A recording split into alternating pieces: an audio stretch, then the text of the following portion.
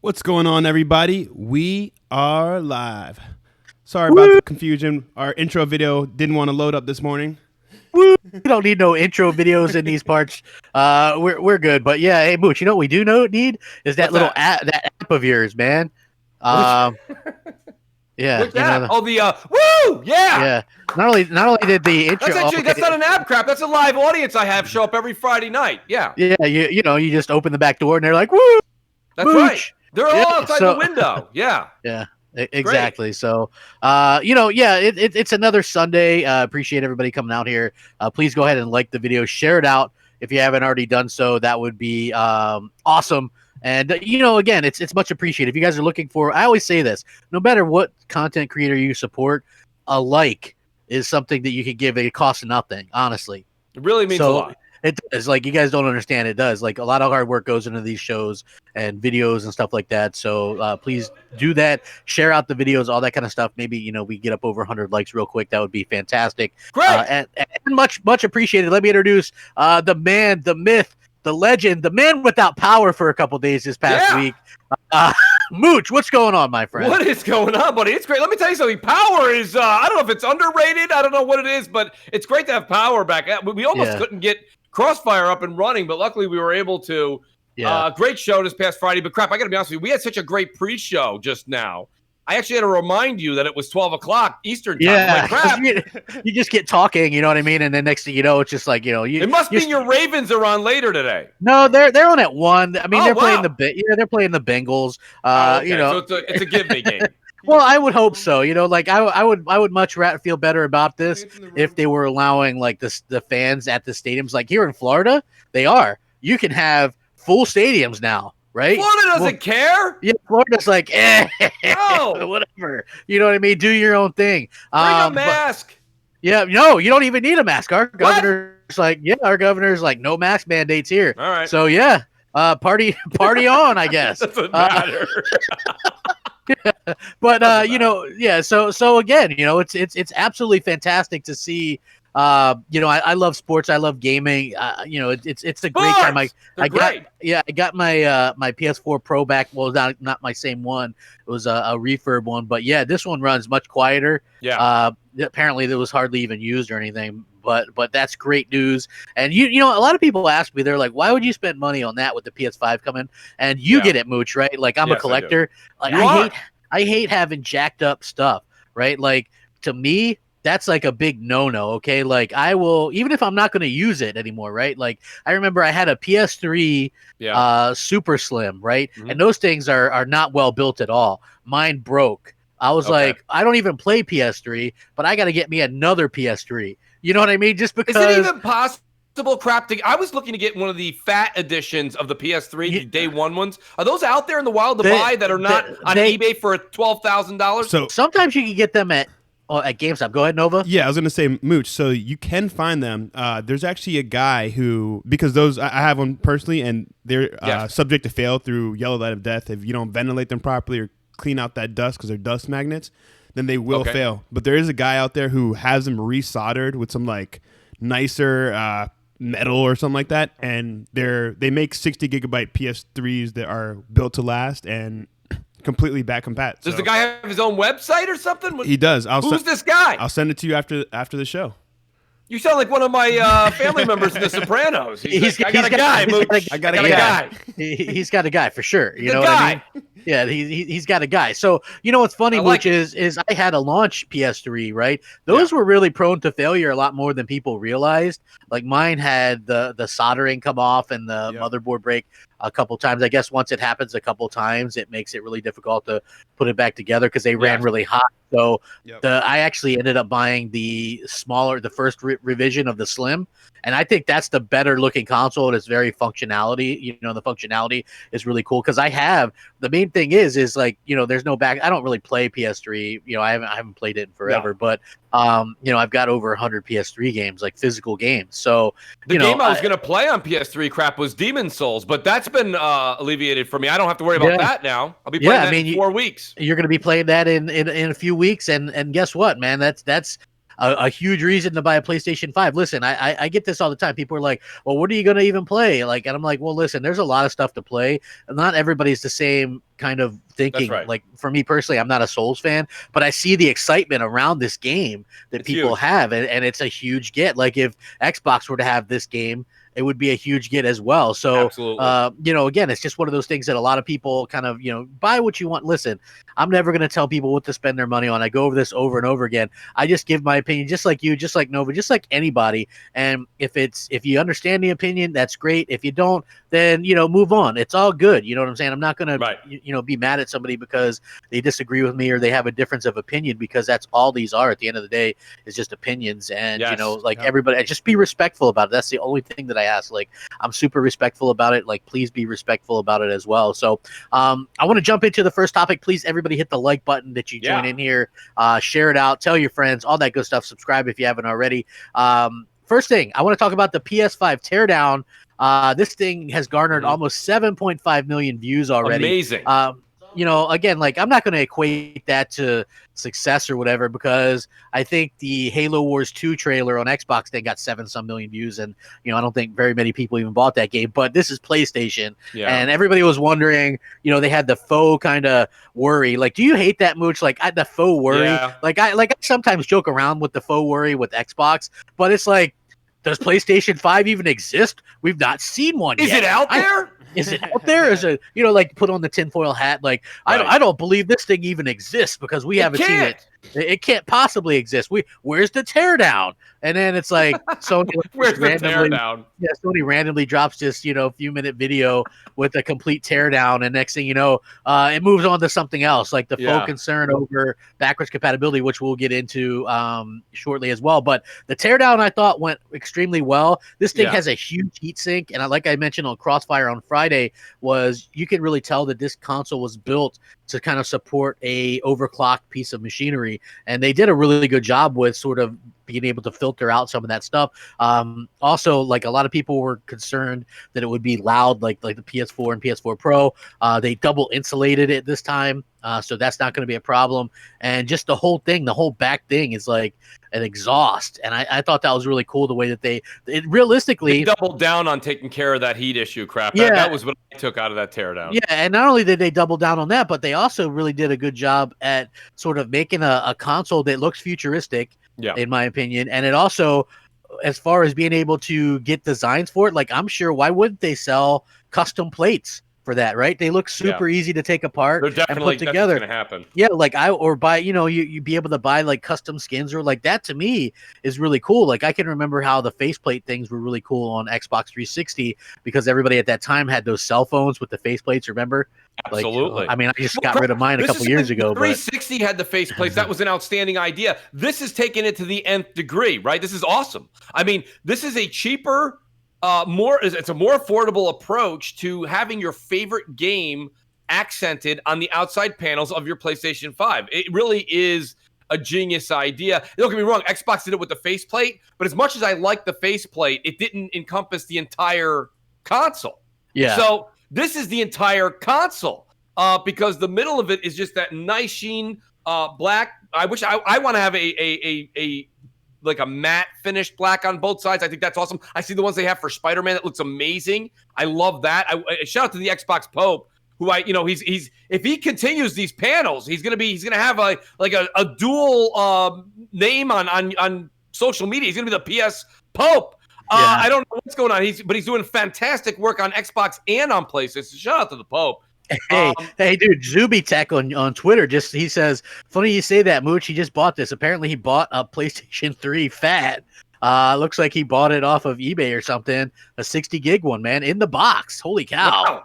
I be honest with you. So listen, you guys know I'm never gonna have a museum like Crap has. That's not the intent. But I've saved some consoles just because I don't know. I don't even have a good answer for you. Like, I have the original NES. I have the SNES. I have PS2 I can get my hands on. I have the OG Xbox. I have the 360. I have, of course, the Xbox One. I have, so and I'm going to keep this PS4 Pro. The PS3 is the one thing that I don't want the newer version of the PS3. I want that fat edition. I think that thing, I don't know, man. And that's the thing. Like, that's how I can kind of translate my opinion towards the PS5s. So just in case there's any Xbox fans out there that are listening, like, guys, I agree with them. Like, the PS5 is a big console, okay? Oh, yeah. It's a big boy. It is. It really is. But there's something about it, man. It's eye-catching. I think I would almost say, like, everything's opinionated, but I really think it looks a lot better horizontally than the Xbox Series X. Yeah. Right, so that wins that one. Not only that, like the Xbox Series X, you could tell that really just is like a PC type thing. You know what I mean? They just put some part, and I don't hate the design on that. It's just very plain. And again, with I have like almost the same entertainment center as you, so there's not that space. There's that little space. You're gonna have to put stuff sideways. I'm going to take some, what do we all do? This is what we all do on social media. We install a new piece of tech, take a couple pictures, tweet it out.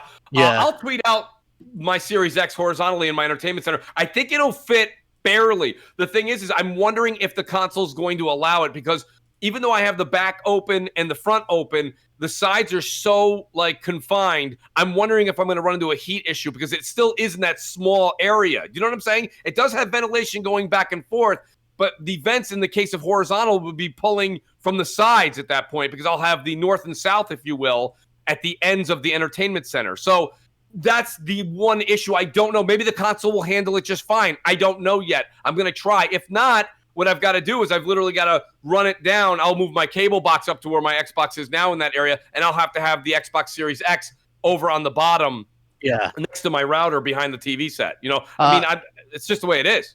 Ohai Akurum says, I rather have speed than power, and shout out LDW, who is a channel member. Shout out you guys. Appreciate you, bro. Yeah. So anyway, like, again, I thought they did a really good job. To me, Sony went with a more console look, and so Microsoft went with more kind of a PC kind of look or whatever, like of super power. I mean, let's be honest, a powerful PC in a small case. I think that's pretty cool. Because I have a new PC, and it's this huge. I got this huge freaking case with mine, right? And I guess that's more for airflow and stuff like that. But so I think that's really cool. But I love what they did with this, and there was some very interesting points that they made with how this thing is going to work. And like I said, I really enjoyed how they were able to sort of set this thing apart from everything else. And that's the thing that I also want to point this out. The gentleman that was doing that seems like he was of a smaller stature. So, that really kind of exacerbated kind of all the, look how giant this thing is, right? Like, look, I'm a big guy.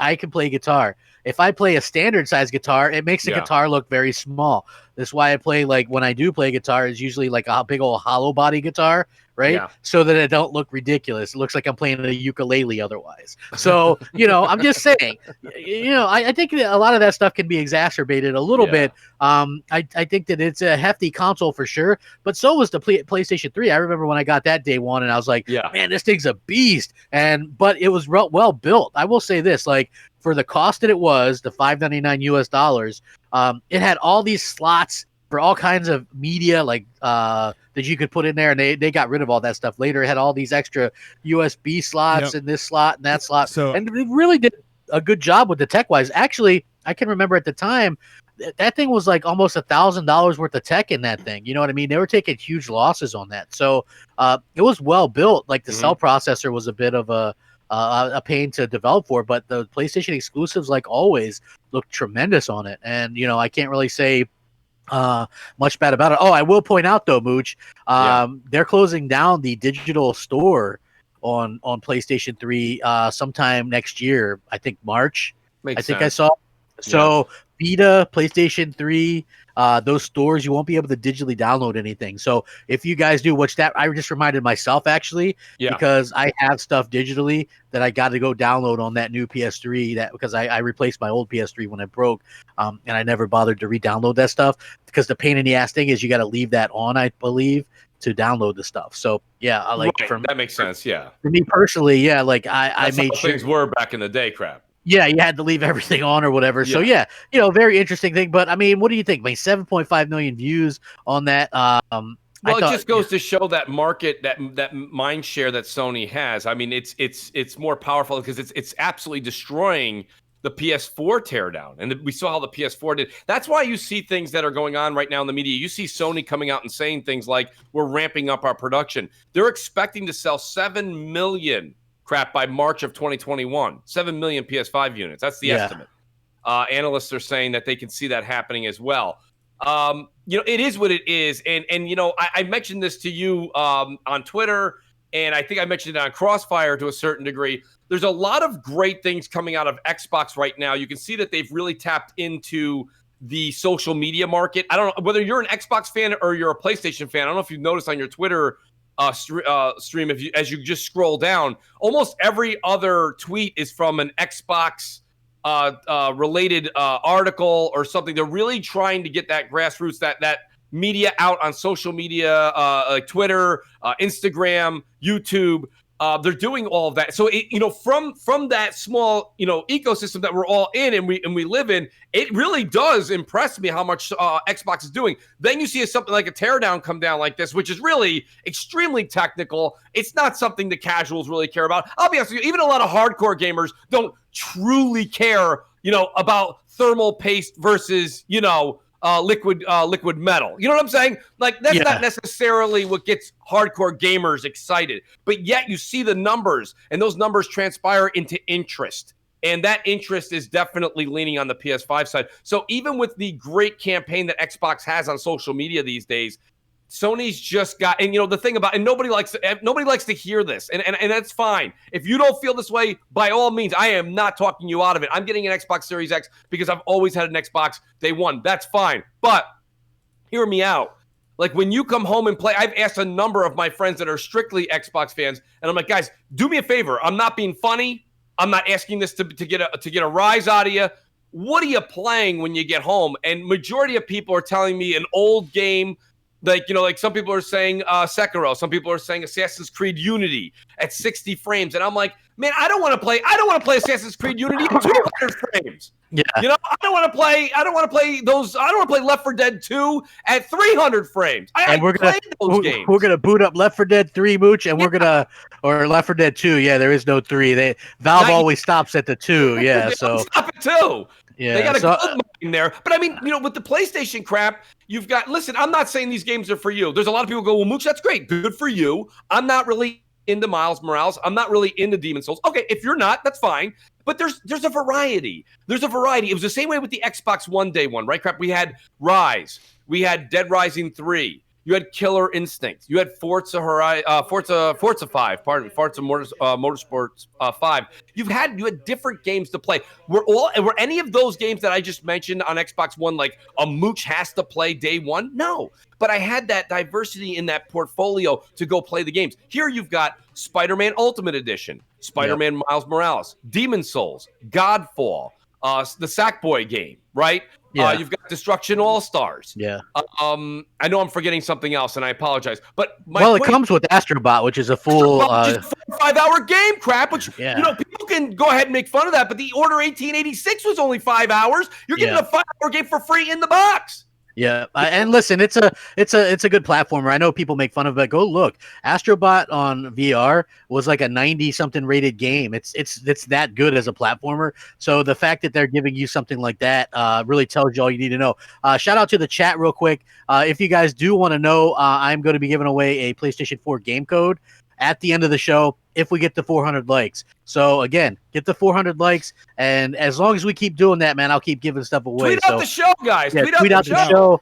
Do all that kind of good stuff. Hi, Akaharuma. If I butchered that, I apologize. I just am not good with names. Whatever happened to your friend that said Xbox is chess and PlayStation's is checkers? How does he feel now about the situation? Was that who said that, Mooch?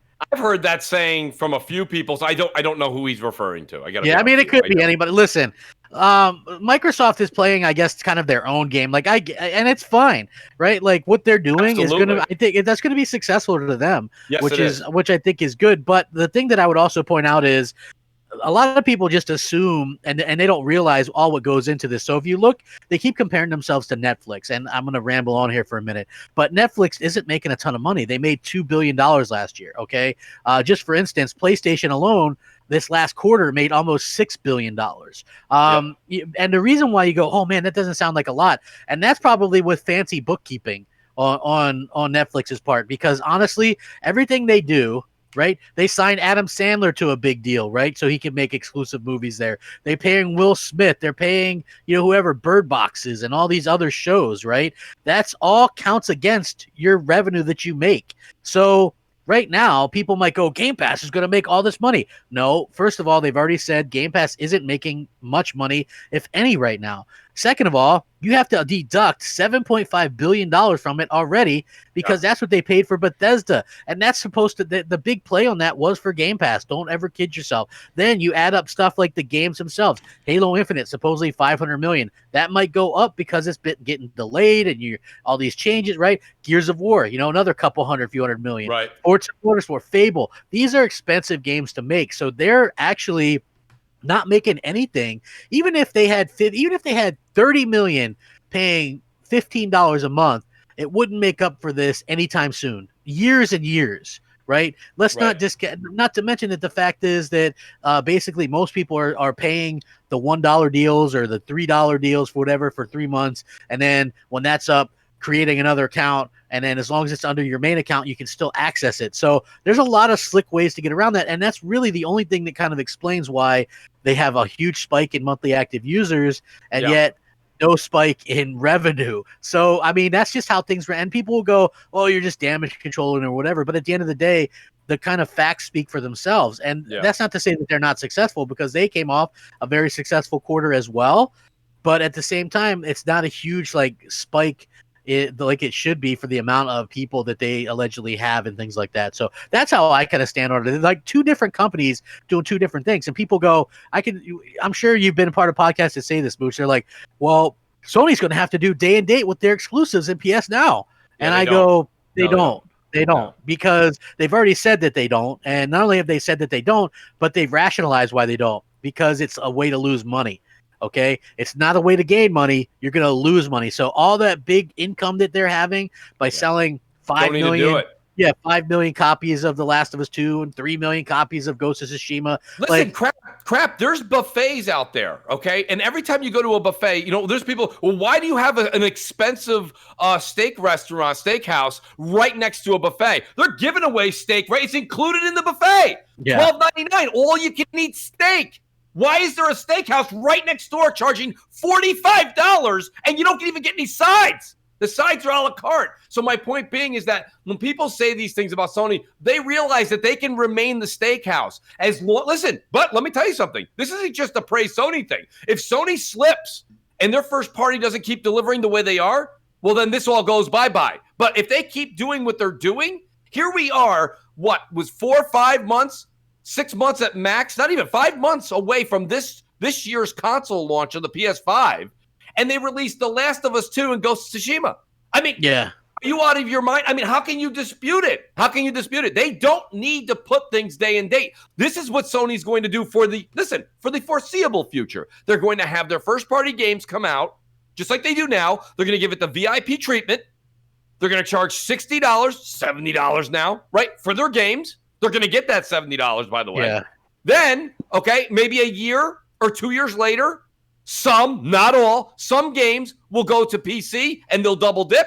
And then in that same year to 2 years, they may put some of those games for a limited time, not like Microsoft, where once it's in Game Pass, it's forever in Game Pass. They put God of War, they put certain games in PS Now, and then they remove it. Yep. They use it as a carrot to get people to bite, go in, play the game, maybe stay, but then they take that carrot out. They take it out of the service so that you don't have you got to go and buy their games.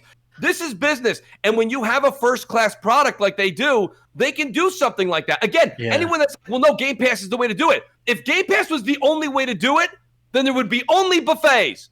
There would be no restaurants. There'd be no mom and pops. There'd be nothing. Well, the funny thing is, Sony could have gone, hey, we're going to put The Last of Us 2 day and date on PS Now and offer $1 trial to everybody, and they probably would have jumped up to 15 million users. Yeah. Right? But they wouldn't have made any money.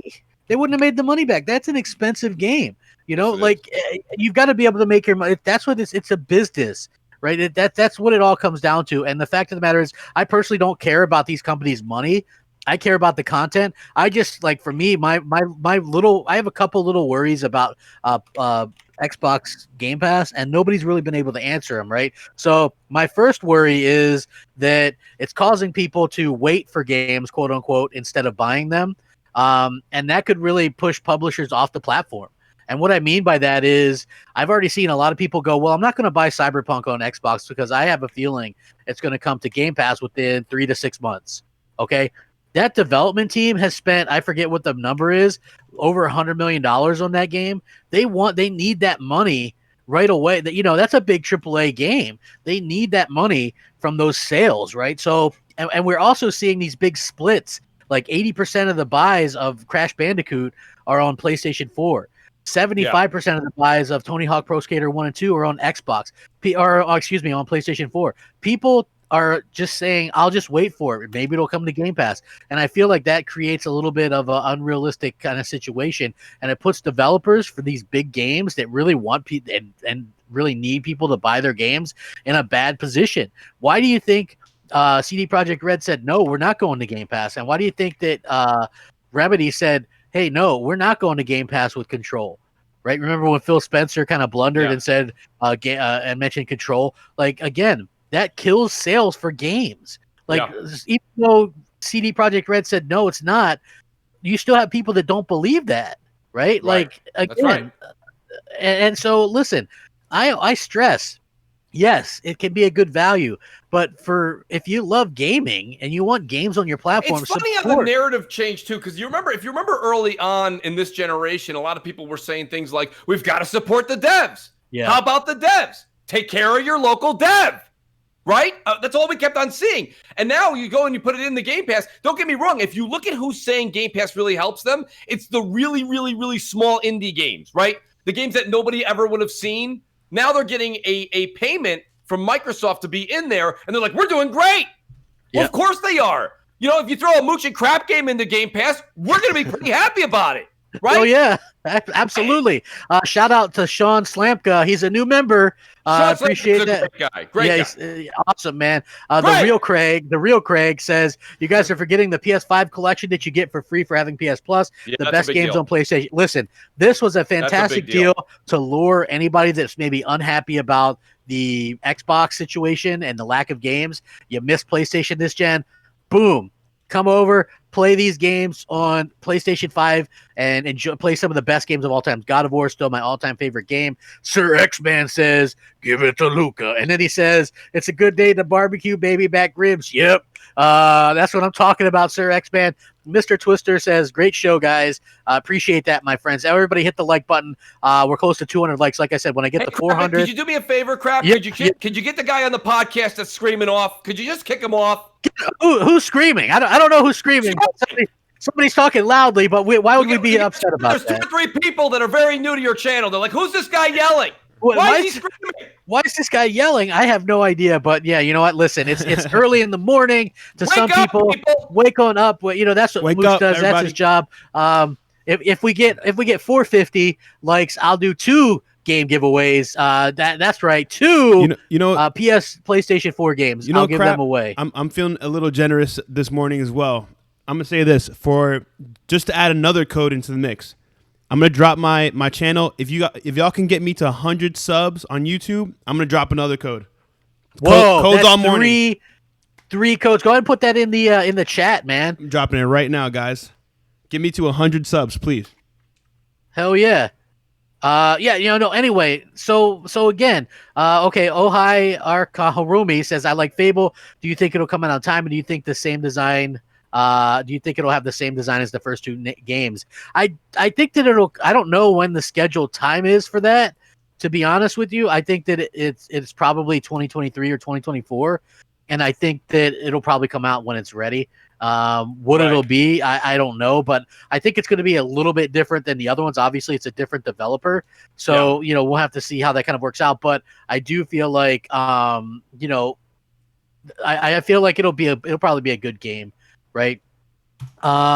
T-Rock 40 says, Mooch, Bloodborne midnight streams. Mooch, I have Friday the 13th on PlayStation. I have. So let's make this happen, Crap. I don't care if it's tonight or you want to do something tomorrow. It's your call. Guys in the chat too, please take note of this. I reached out to Crap as a Crap. We've got to get. Hopefully Nova's got it too. I want to get a bunch of people on and play Friday the 13th.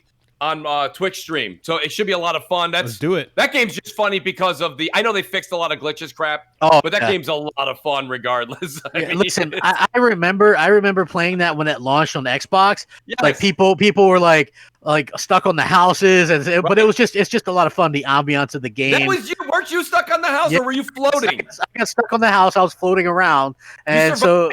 Yeah, I survived. It's one of those things. But that game is so much fun. You know what I mean? And then another good game is Dead by Daylight. But that game is difficult. It's not as good in my opinion. I don't like it. Yeah, it's like you got to start the generators, right? And they're loud, and it's just like I don't know. Like to me, it's those are kind of two different types of games or whatever. But I think Friday the 13th, that game is hilarious and so much fun to sort of see that game sort of come out the way it does. So make sure you guys go ahead and like the video, share it out as well, tell your friends, all that kind of good stuff. Really much appreciated. I wonder what the hell are all the haters doing here today, man? I don't know, man. Like, jeez. I know. Man, if you don't like it, just don't watch. Anyways, we also got some idea of the PS5 backwards compatibility stuff.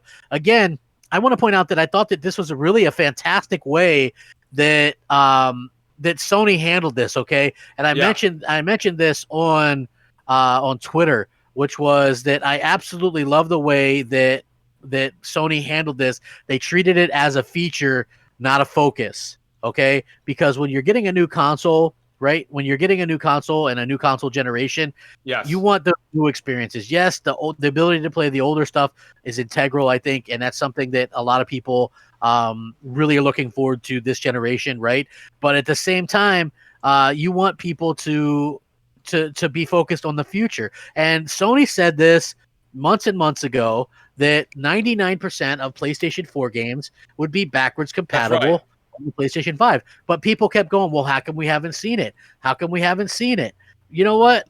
They said that they were focused on the future, okay? So the fact of the matter is, they don't really have to show it because they've already said what the plan was, that 99% were going to be backwards compatible. And I feel like that's something that, they realistically, they said right away. Like, I don't understand the confusion there. But the thing about it, crap, is this. Can we take, and if you want to go ahead and peel the onion back, we can do that for the show. But look at the top level. Like, the fact of the matter is, backwards compatibility is a great feature. Like I said, anything that you purchase should come with you. So, right, I don't have any issue. Like when you buy a new house, you get to bring your couch from your old house to your new house, right? You bought the couch, it comes with you. I get it. But my problem here is that because Microsoft has literally spent from December when we saw the Xbox Series X at the Game Awards all the way till here we are in October only talking about backwards compatibility. They did a really good job of kind of getting everybody in the mindset that backwards compatibility is next generation. Listen to the two words here. You've got the word back in backwards compatibility and next in next generation. We're moving forward here. I don't get it. Why is the emphasis so much? So when Sony came out and said that 99% of the games are going to be available, that's enough. It's fine. And then 100 or 200 out the gate will have the boost mode, which is their version of saying higher frame rates, better looking, upgraded, if you will, for PS5. And then they'll continue to add to it like Microsoft's doing. But the fact of the matter is, this is the issue I have with back compat. It's not that Sony took too long to mention it or Xbox's. I don't know why we are making such a big deal. It's a good thing that we have it, but that's about it. Like the fact that people are running with this is the narrative. Back compat is the say all end all. I mean, what are we talking about? When you guys were all going from 360 to Xbox One or PS3 to PS4, were you excited about playing Resistance 2 on your PS4? Was that what you were waiting for when the PS4 came out? Were you really excited to play Mass Effect on your 360 game on the Xbox One? Were you really excited for that? No, you weren't. You wanted to see what was coming down the pipe. What did these guys in the engineering world have ready for us that's new and exciting in the world of technology? And that's what I'm saying here. I love that Microsoft and Sony are giving us this. I really do. The one thing I don't like how Microsoft has kind of beat the backwards compatibility drum for the past like 9 to 10 months nonstop to make it sound like that's what we actually are here for. That's not what we're going into next year. That's a feature we should have.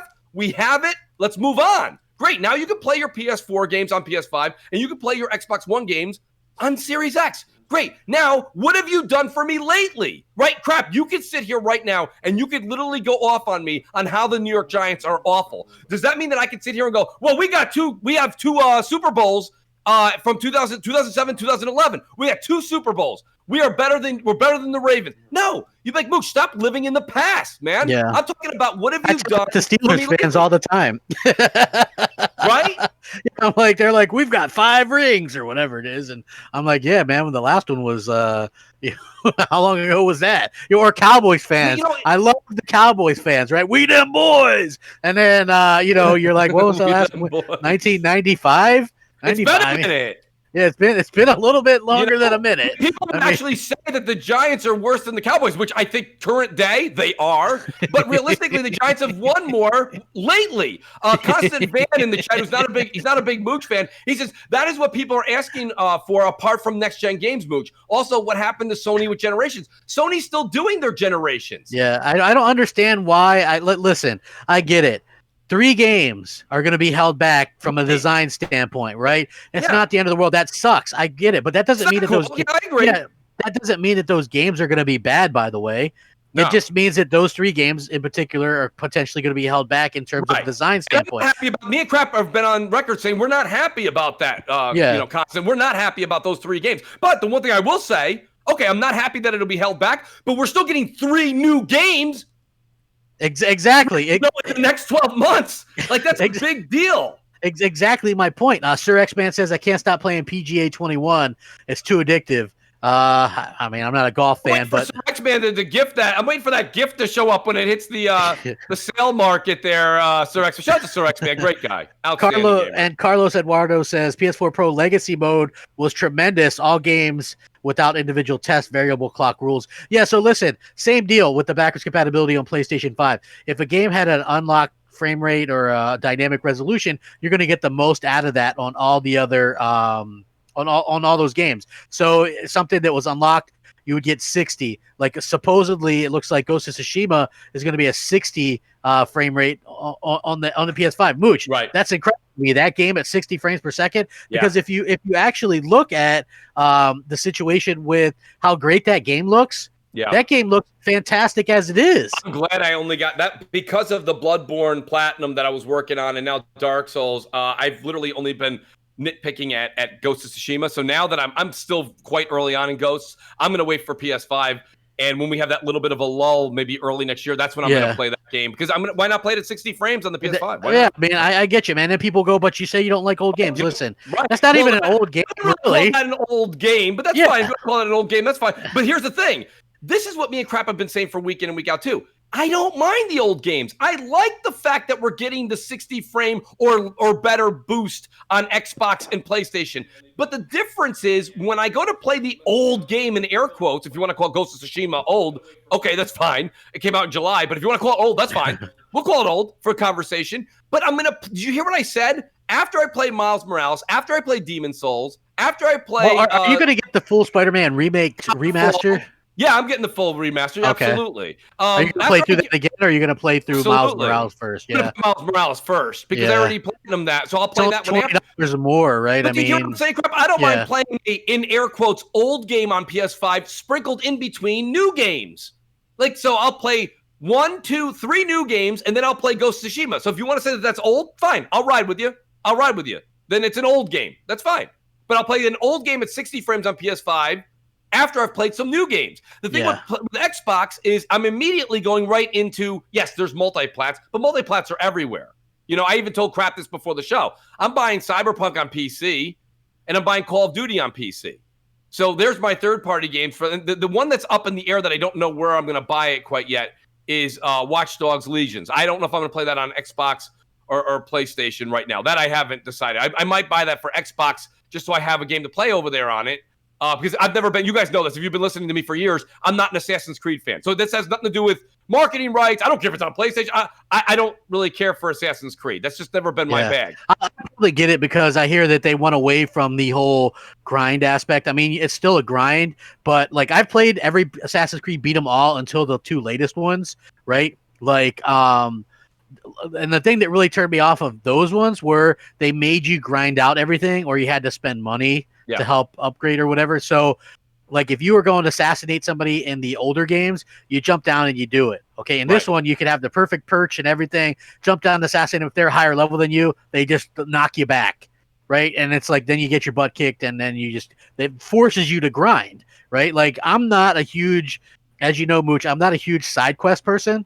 Right. So for me personally, I like to do the main quest. I like to do some side quests. If they make them interesting, like I got to be honest, the stories in Ghost of Tsushima are good side quests, right? Right. I enjoy those. Some of the side quests in Witcher 3 were better than the main stuff. The Witcher 3 had amazing side quests. So like, in those instances, I'll play them. But a lot of times, side quests just feel very tacked on. Like I didn't even bother with the God of War. And I love that game. That's my all-time favorite game. I did not bother with the side. Like people went after the Valkyries or whatever. I never did that. Right. I love that game, but I didn't bother with that. Did you bother with that? No, I did not. I did not do the Valkyries. I wanted to platinum that game before the end of this generation, but that looks like it's not going to happen.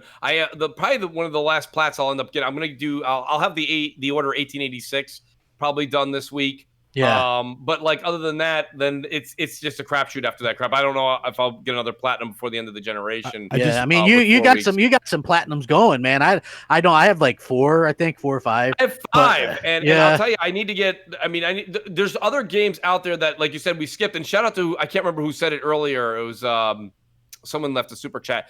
But the fact that the PS Plus collection crap is going to be giving all of those games and then some. There's some third-party games involved there too. So if you don't own them, you can go back and play some of these games. I think that's a fantastic get if you're a PS Plus member. Yeah, I agree. I think that's awesome too. Ohai Akorumi says, are you guys still Xbox centric, or do you talk about PlayStation? It sounds a lot like you're boarding the pony train. Well, listen, I don't think it's very much of a secret. It's not that, there's ponies or Xbox, or that's kind of ridiculous.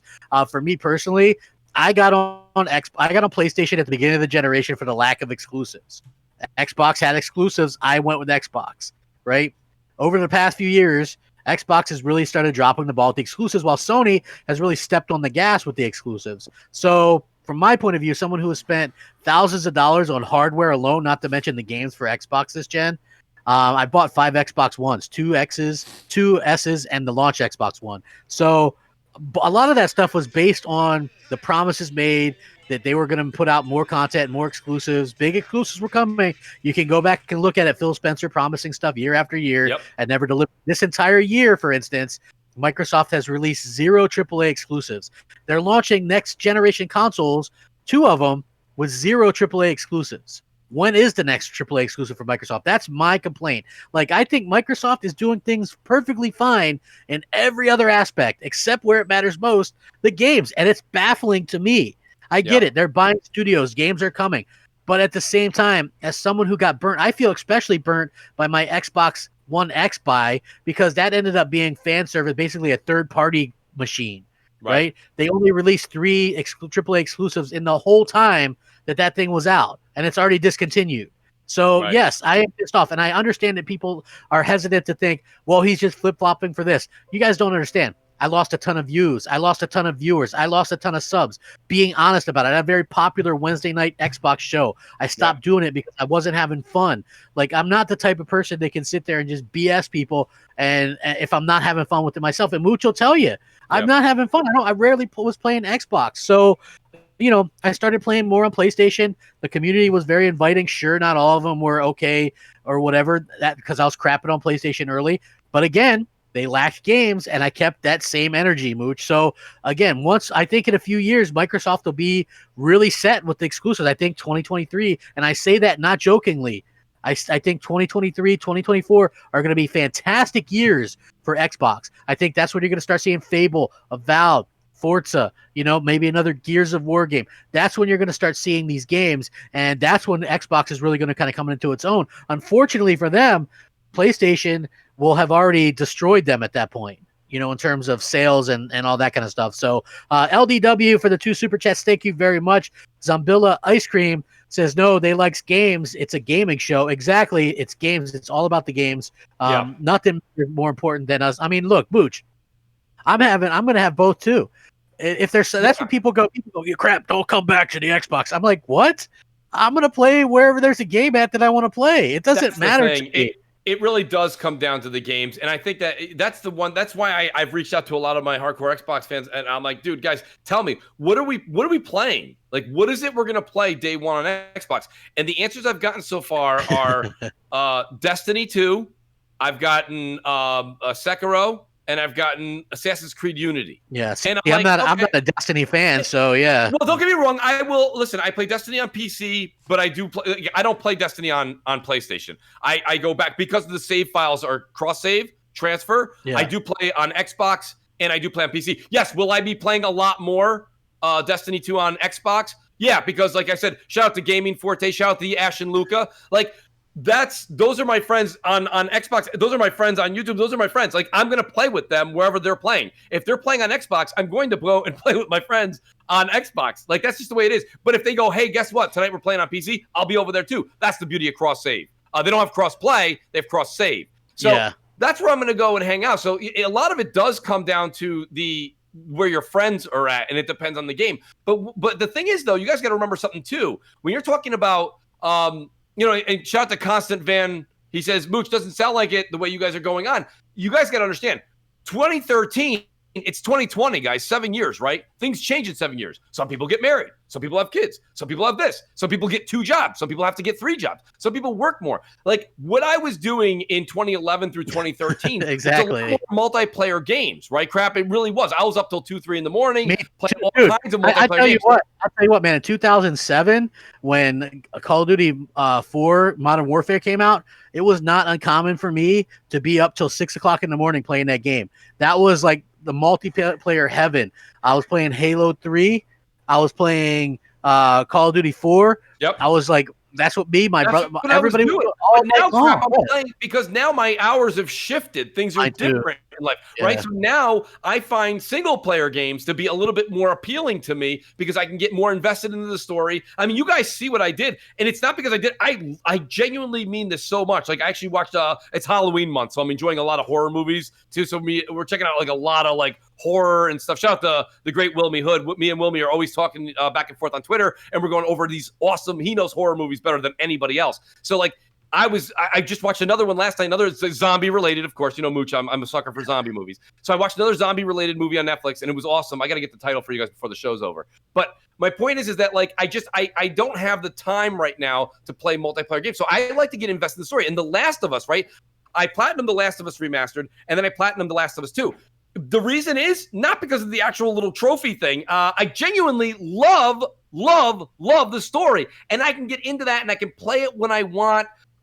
It's just the way it is. So that's my whole take on myself personally. When you guys ask, what's the difference between 2013 and 2020 for me personally is just times change. And listen, you guys all have a ton of friends on social media. You see people all the time be like, I'm getting married next week, or I've got my kid coming, or I got the job I always wanted. I'm not gonna be able to. I have people say all the time to me on Xbox and PlayStation, like, Mooch, we used to see you, but I used to be on Xbox all the time. I don't play as much anymore because I got that second job I wanted, or I got the main job I wanted. I'm doing this, I'm doing that. Listen, things change. So for me personally, in the past 7 years, I've become a little bit more accustomed playing first single player games. And that's a big deal for me. And Sony in the past 3-4 years, when this transition was happening, was just something that was like, wow, there's a lot of games over there that are outstanding. There's no sense in missing them. Now, when Microsoft has Avowed, when Microsoft has Fable, when Microsoft has, the other thing is that I'm going to go over and play those games too. But crap, one thing, and I want to give you the mic back here, is this. We keep saying Microsoft has a lot of new games coming down the pipe, which they do. Which they do. But a lot of them are new IP, which, by the way, I applaud. There's no negative coming from this. There is not one negative coming from this. But I will say this much. There is the risk and reward, right? The risk with new IP is it may not be accepted. It may not be loved. It may not be good, right? So when everyone says, well, Microsoft's got, like 5-6 new games coming out. Yeah, great. Are all 5-6 going to be Game of the Year material? Who knows? Maybe. They might be. So with PlayStation going into this generation, you've got what? Days Gone 2. Possibly another Last of Us. Possibly another Uncharted. Possibly another Ghost of Tsushima. Possibly another. You fill in the blank. They've had, I hate to use it, but hit after hit after hit. Yeah. And, they're going to have a Spider-Man 2. And, these games are all going to be coming down the pipeline. People are even clamoring and asking for an Order 1887. They want a sequel to the 1886. So And that probably won't happen. But my point being is that it doesn't matter what Sony's got a list of IP that when they make the next sequel, they've already got a fan base. Microsoft with things like Avowed, I'll give you an example when people say, well, what are you talking about? The Outer Worlds. That's a new IP. And you know what? For me, crap, it didn't sit well with me. I didn't even download it because it almost put me into a coma. Like for me, it was very boring. That doesn't mean it's not a good game. If you loved it, I want to hear why you loved it. I'm interested to hear. I just personally didn't care for that game. So that's my point. Like the Outer Worlds comes out, not really my bag. New game? Yes. But is it something I can't wait to play? I played it for an hour and a half, and I almost went into a coma. Yeah, it was like, it's like Fallout in space or whatever. That was always my concern. Like, I'm not a big Fallout fan. Sir X-Man says people still play backwards compatible multiplayer games on Xbox. Facts. Hey, that could be facts. I'm not saying that that's not the fact. So, I think that that's something that we kind of have to look forward to. Brother Darkness Gaming, appreciate that. He didn't say anything, but he did do a super chat or whatever. Hey, still stands, man. If we get to 400 likes, I'll give away a PlayStation game. If you guys get Nova's channel up over 100 subscribers, he'll give one away too. If we get to 450 likes, I'll give away a second one as well. So there's a potential there for 3, so it doesn't hurt much to go ahead and hit the like button. And while you're at it, share it out, tell your friends, all that kind of good stuff. Very, very cool to see so many people here. And again, Mooch, I agree 100%. I think in a few years' time, they will be set. Xbox will be set. There won't really be any reason to really hate on them. And I do think that Sony will do some of the things that Xbox does, but they have a way of not really shoving that stuff down your throat, which I appreciate. You know what I mean? Like they did cloud streaming since the beginning of this gen, but they weren't shoving it down your throat and make it seem like, hey, we're going to, this is the future and all that. You know what I mean? It was just like, and I appreciate that because you know how I feel about cloud gaming in general. I just think it's kind of a joke and, definitely not for me. But as far as the PlayStation games, there's only 10 that aren't supported backwards compatible. Only 10. So there's going to be over 4,000. It's actually Sony have more backwards compatible games on the PlayStation 5 with just PS4 games than Xbox has with Xbox 360, and Xbox One games. Mm-hmm. And you might go, how is that? Well, it's because PlayStation ended up with more games overall than Xbox did. So DWVR, which is a VR game, Afro Samurai 2, TT Isle of Man, Just Deal With It, Shadow Complex Remastered, Robinson the Journey, which is also a VR game, We Sing, Hitman Go Definitive Edition, which was a phone game, Shadween, and Joe's Diner. Those are the 10 that are incompatible, and Sony have already said with a quick update patch that they could be backwards compatible as well. So, again, Mooch, are you sweating any of those? I don't even know which ones. Everything you read off, it sounded like the Peanuts gang when they were like, womp, womp, womp, womp, womp, womp, womp. I've never heard any of that, buddy. I have no idea what that is. So, no, that's an absolutely, there's no miss on those games. Yeah, exactly. Sir X-Man goes, crap, have you tried the new Star Wars game in VR? No, unfortunately, with having to replace my computer and my PS4 Pro and my capture card, no money. But feel free to gift it to me, man. I'll play it. I'll boot that thing up on PS4 Pro and we'll play sometime, Sir X-Man. Yeah. If you want to do that, man, hook me up, man. I'm gonna mooch it. Help me mooch from you, my friend. Me help you. Exactly. That's what he's doing. Yes. Exactly. That's one of the 2 games that I actually do want to play before next gen hits. Is that and Crash Bandicoot? I might just have to wait or whatever. I heard that maybe Crash Bandicoot might get a next gen release. I don't know how Activision would work that. Knowing them, probably charge you for it, right? So yeah. Hey, yeah, I can make you a mod, Nova. Post something in the chat, and then I'll mod you so that you can actually put links and stuff. So.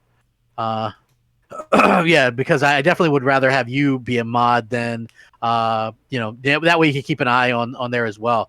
So again, I'm very much excited by what's going to be happening from both PlayStation and I think Xbox in a few years will be fine. Mm-hmm. I just think that right now until that point, PlayStation is in a much better situation. I think out the gate, and I know, and listen, there's some great Xbox fans in the chat, and I got to be honest with you. I just think out the gate, the PS5 is going to kind of take off. And I don't mean November 10th and 12th. I'm talking about this launch window. You know, we're talking about possibly you want to look at projections out towards March of 2021. That's where one of these consoles is either going to be neck and neck or one's going to take off. And, you know, Sony's already saying that they're expecting 7 million PS5s to be sold by March. That's to be seen. Who knows? I think they're going to be close, but I don't know if it's going to be that accurate to 7 million. Who knows? They may even shoot farther than that. Who knows?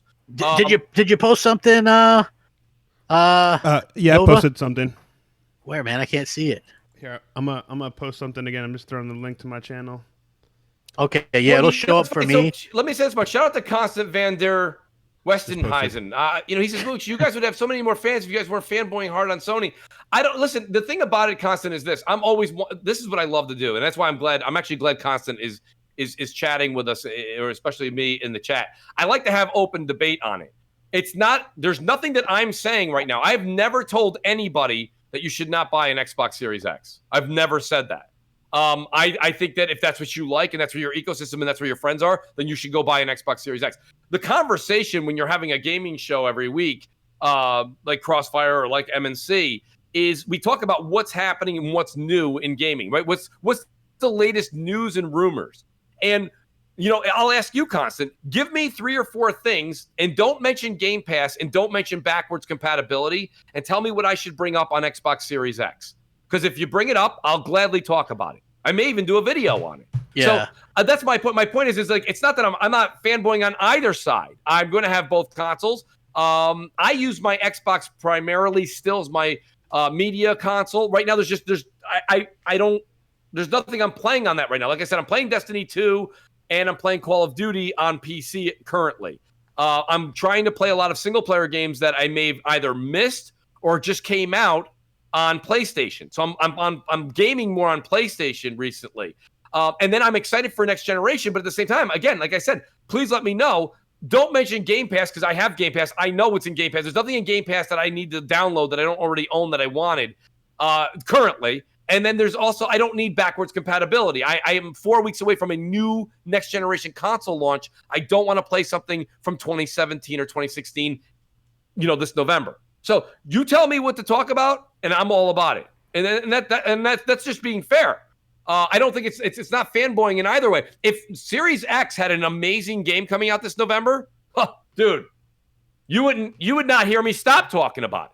You'd not hear me stop talking about it. I just don't know what to, you know, that's why I don't understand that back and forth. But crap, we have a lot of other subjects to get to. Yeah, we do. You know what I mean? Alfonso Carter says, if I'm not mistaken, I believe there's a free upgrade for Crash Bandicoot 4. It is a great game. Yeah, like it's a little bit weird situation to launch a game so close to the next generation, right? So like you could maybe make a sort of a complaint that, hey, you know, that probably wasn't the smartest thing to do on their time. But again, I want to remind everybody, we get to 400 likes. We will do a game giveaway on PlayStation at the end of the show. Nova also is looking for 100 subscribers on his channel, and he'll give away a code as well. So there's that to look forward to. Smash the like button. You know, definitely appreciated. So yeah, we can also talk about the trophy system for PlayStation. Got a new level cap. What did you think about that, Mooch? I jumped up to like 200 and something. Yeah, I'm in the 200s as well. You know, I don't know. So when I saw it and I read it, I liked it. I like how they have the different tiers now of bronze, silver, and gold. So I really dig that. I think that's cool. They've also given different point systems to the different bronze, silver, and gold. And of course, platinum now I think sits at 999 points. That's how they're determining your points moving forward. That's fine, or something to that degree. Maybe I'm off. If I'm off, I apologize. But you know, after they did it, it's weird because now I'm like, okay, it's really all relative crap, right? It's all relative. If you have 3 slices of pizza, you guys can tell I'm starving.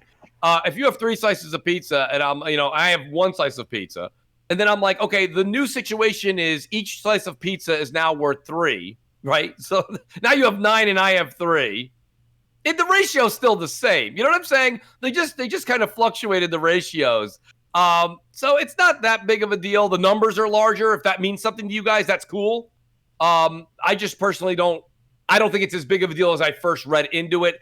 Whether I was originally sitting at a 12 star on PlayStation, and now I'm in the 200s somewhere, low 200s.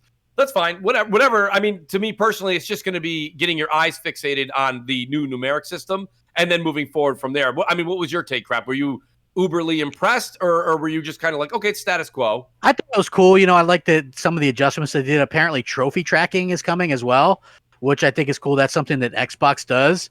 So that's something that I think that a lot of people on PlayStation were asking for. So I'm actually looking forward to actually being able to do that.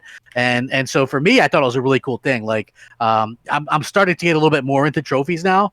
So like I wasn't I didn't particularly care much before, but it is kind of a cool thing the way that they do that, Right. No, I agree. I definitely think so. Shout out to a constant Vander Westenhuizen. I think I'm saying it right. But I like how he says, Mooch, because I said, tell me he says, Mooch, I've been a developer for a long time. I've been in tech for more than 20 years. You talk about gaming, talk about the games coming down the line for both consoles, celebrate the tech in both consoles. I think a lot of people already do the tech talk. And we spent the first, half an hour it was very broad. It wasn't as in-depth as you would get, Constant, I'm sure. Because a lot of people join into these shows to listen about games and rumors and what's coming down the pipe. But, I don't really want to do 2 hours of discussion on liquid metal. You know what I mean? And how they, Sony really, really outdid themselves on that sponge material around the liquid metal in case there's an overheating issue and it pours into your circuit board. Because if it goes into the circuit board and crosses over, you could short circuit your board and fry your PS5. I mean, we could talk about that for hours and hours and hours and hours and hours. I don't know if that's necessarily what, we've kind of built these channels to do. As far as the games coming in the next, X amount of months, we are doing that. That's kind of the issue. And I think that's where a couple people are arguing with Crap and I, is we're talking about Miles Morales. We're talking about Demon's Souls. We're talking about Destruction All-Stars. We're talking about Sackboy. We're talking about Godfall. We're talking about Ratchet and Clank in the window. And that's the problem, Constant. Now you're on my page. I want to talk about Xbox games. They're coming out in 2 or 3 years. I don't know. We only saw 60 seconds of Avowed. And of it wasn't footage. I mean, it's like footage, right? All we saw with Fable was like just a CGI or a snippet of what looked like a demented Disney movie, right? Yeah, so, that's fine. I like that. That's not me making fun of it. I'm saying it looked great. But like, what in the world? I mean, I got to be honest with you. You've been in tech. I've been doing podcasting for a bit. It's very difficult to talk about 2 or 3 trailers that we saw from Xbox for 2 hours every other day on podcasts. So that's what I'm trying to say to you guys. It's not that I don't want to talk about Xbox. I do. But when we leave Game Pass and we leave backwards compatibility, we're kind of at a loss of content. Now, someone else said, hey, Mooch, are you excited about the medium? I am excited about the medium. I just told you, big time horror fan. I love horror movies, love scary games. And I don't know if this one's going to be on the edge of your seat type of scary, but the medium is definitely something I'm looking forward to. Will I be buying that on Xbox day one? Yeah, I mean, the medium's not going in the Game Pass, is it, Crap? That's something we'll have to purchase? No, I think it's Game Pass. Oh, if it's Game Pass, then I'll definitely be playing it. Yeah, everything they showed was day and date. Okay. Game Pass or whatever. Sure, because that's not a first-party studio. So no, it's not. But it's the same deal as I think. What was that? Blair Witch or whatever it was, right? Like same kind of deal there. Yeah. So that's going to be like the day and date sort of Game Pass thing or whatever. Right. Did you guys Okay, so this was just something that I thought was pretty funny. Was the influencers saying that the Xbox Series X gets pretty hot? Mm-hmm. Again, I'm not saying one way or the other. I don't have any real way to know if it does get warm or whatever. I would say my Xbox One X does get fairly hot, and there were several reports saying that it runs hot. According to this one, Microsoft unveiled the Xbox Series X. It's obvious that the console was going to have some serious heat to dissipate, obviously with that such a powerful console, I guess. So on this site was from PC Mag. They did some quotes. Multiple individuals have been testing the console, remarking on how hot it is, with one video saying it's no longer available, obviously, because it sounds like they maybe broke the embargo. Said that the Xbox Series X is hot, like really hot. It doesn't make any noise, but damn, it's hot. The console is emitting heat like crazy. It's almost like a fireplace. You can heat up your flat with it. So there's other statements as well talking about the difference in capabilities and stuff like that with the heat and stuff like that. Just people saying that it's like violently hot. Whatever that means. I'm not really exactly sure what that means, but it is a very compact console. So at the end of the day, I feel like that's something that a lot of people would have to. Obviously, it's going to like put out some hot air. What is your take on that? Do you feel like it's overtly hot, or do you think that it like they sort of just were able to? If that's normal, like I'm just curious, like what your idea is behind this. Like, what do you think about it? Yeah, and you know what? I'll answer that heat question in a second. I just want to say shout out to Constant Vander. He says, Mooch, what do you think of Hellblade 2? I'll get into that in a second, Constant, when we have a little bit more time. I do want to discuss this week's topics. And he says, Mooch, thank you for addressing my comments. Also to Shin, I'm trying to see his name, Shino Nokus. He says, what do I have to do to get a question answered? Just ask again, Shin, and I'll definitely answer the chat moves fast. So yeah, but sure. I'm also addressing 2 other questions. So, yeah. He says, I think he's saying Mooch and Crap. Would you say the same if the current issue was different? Shin, you're going to have to poise the question differently. Maybe I missed one of your lines further up, but I will definitely answer it. Crap, to answer your question on the heat, here's the thing. Is it something that's alarming, or I think we should all cancel our pre-orders? No. I don't think it's a big deal. You mentioned it yourself. The Xbox One X does put off heat. It actually puts off heat in standby, which is what we're hearing about the Series X. So this is something that's a design that they have. And it's apparently not a major issue for Xbox. And you've had Xbox staff come out and say, listen, we're aware of the heat. We've tested for this. That's not a problem. That's fine. That's fine if they've tested it and it's fine. I will say this much. So when you're dealing with it, and shout out to Constant Vendor, maybe he can, if he's in the tech world, maybe he can answer to some of this too. The one thing that electronics don't like is they don't like excessive heat. And the one thing they don't like too is excessive heat for over a long duration of time, Crap. Absolutely. And when you look at the inners, if you will, of the Xbox Series X, the parts are crammed. I mean, they are jammed in there. We could sit here all day and make fun of the PS5 for being a taller console. Oh my God, it's taller than the Series X. It's awful. Okay. Well, that also gives them more surface area. Okay, so that's one of the things that I think you're going to find why Sony is saying that their console, and some of the tech experts that have gotten their hands on it are saying Sony's console will run cooler. Do I think it's an alarming thing that the Series X is that hot? I think that it's that hot that somebody said violently hot. That's interesting. Somebody also said when they pulled out the Seagate expansion, 1 terabyte expansion, that was extremely hot to the touch. That was a bit alarming. And to say that it was violently hot in standby was alarming as well. Do I think it's something that's going to be a problem? I still don't think it's a problem. But I do think it's a situation where with time, okay, not November 12th, not December 12th, maybe not even June 2021. But maybe when we get to like November, December, if you're a hardcore gamer and you're using your X all the time and it's sitting there at these, in air quotes, not me saying it, by the way, violent heat, it may cause a problem down the line where there's a soldering issue or something comes undone. Very similar to what Crap was saying the issue was with PS3. Now, Xbox can go ahead and do as much cooking and baking of these, which is what they did with these consoles. They baked them for so long to make sure that they can withstand the heat. But, they're not baking them for 2-3 years. They do give a factor of safety that measures out so far. That's fine. That's fine. But you never know what's going to happen console to console and how it'll react after it goes into mass production. I certainly wouldn't put mine, either of the new ones, in a closed space. You know what I mean? No, I wouldn't put the PlayStation 5 nor the Xbox Series X in a closed, confined cabinet. Absolutely not. Yeah, because like I had thought about that because I have more space in the under drawer cabinets, but I was like, that's probably not going to be a smart idea. These things are probably going to get really hot because like even right now I can feel the heat coming off. My Xbox One X is very quiet, but it does put off a lot of heat. The PS4 Pro can as well. Like the new one, I don't know. I haven't heard it. It must be a newer model because it doesn't make the noise that the older model makes. So like I'm pretty happy about that. Sir X-Man says, Mooch, Destiny 2 came out in 2017. Old game.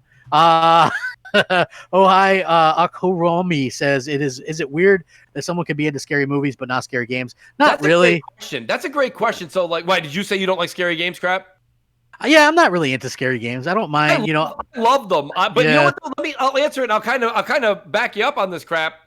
So he says, is it weird that someone can be into scary movies but not scary? You got to remember something. So a scary movie, you don't interact with it. You only react to it, right? Yeah. So the fact that you have a decision to open a door, it also depends on if you're playing the scary game in VR.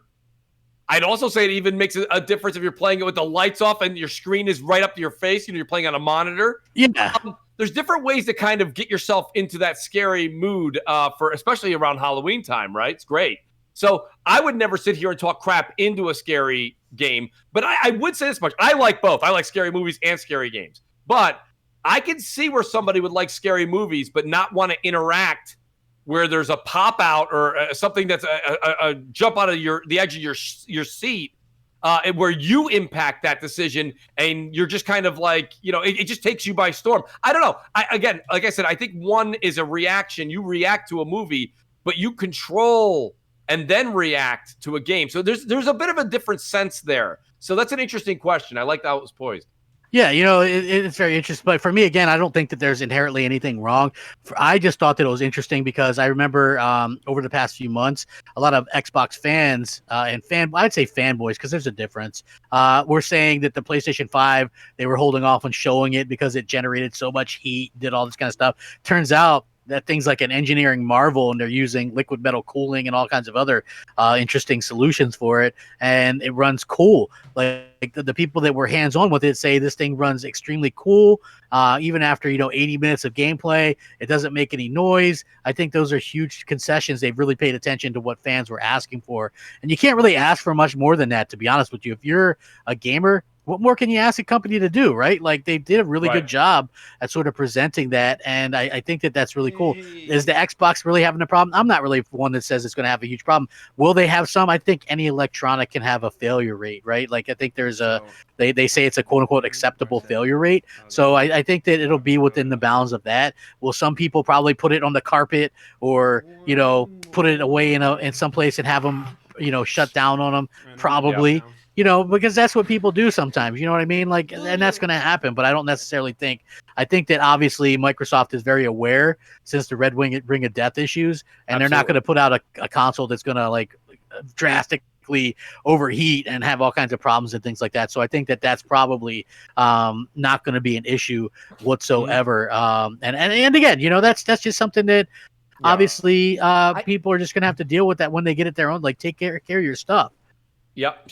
Crap, if you don't mind, I'm going to ask this question to you, and it'll be rhetorical for me right now. I'll let you go. But shout out to Shino Nokus, who said, "Thank you, Mooch. I appreciate you checking out my chat." He says here, would you say the same thing about Xbox Series X and the issues going on if it was not due to COVID keeping the companies apart?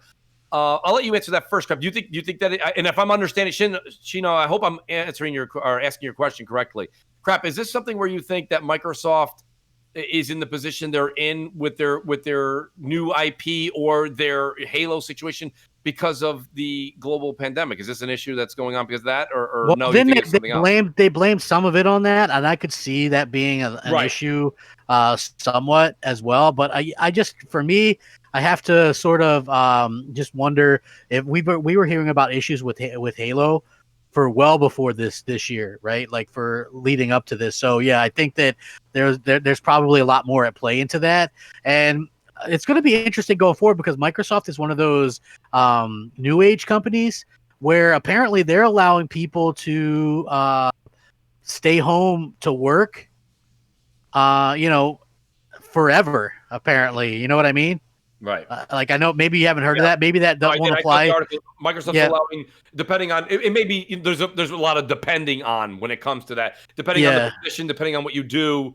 I could see. Yeah, there's Microsoft's not alone in that. A lot of companies have now shifted to a permanent form of telework for a lot of their employees. So bravo to Microsoft for that, and bravo to a lot of companies that are switching over to that. There's been a lot of and Crap, I know that for you this doesn't hold true, but there's been a lot of companies that could have allowed at least part-time work from home where they were mandating their employees go in every day. Yeah. And that's something that I'm really glad a lot of big companies are starting to take a look at. And even some moderate to smaller companies are taking a look at, because, in essence, it saves a lot of money for the company.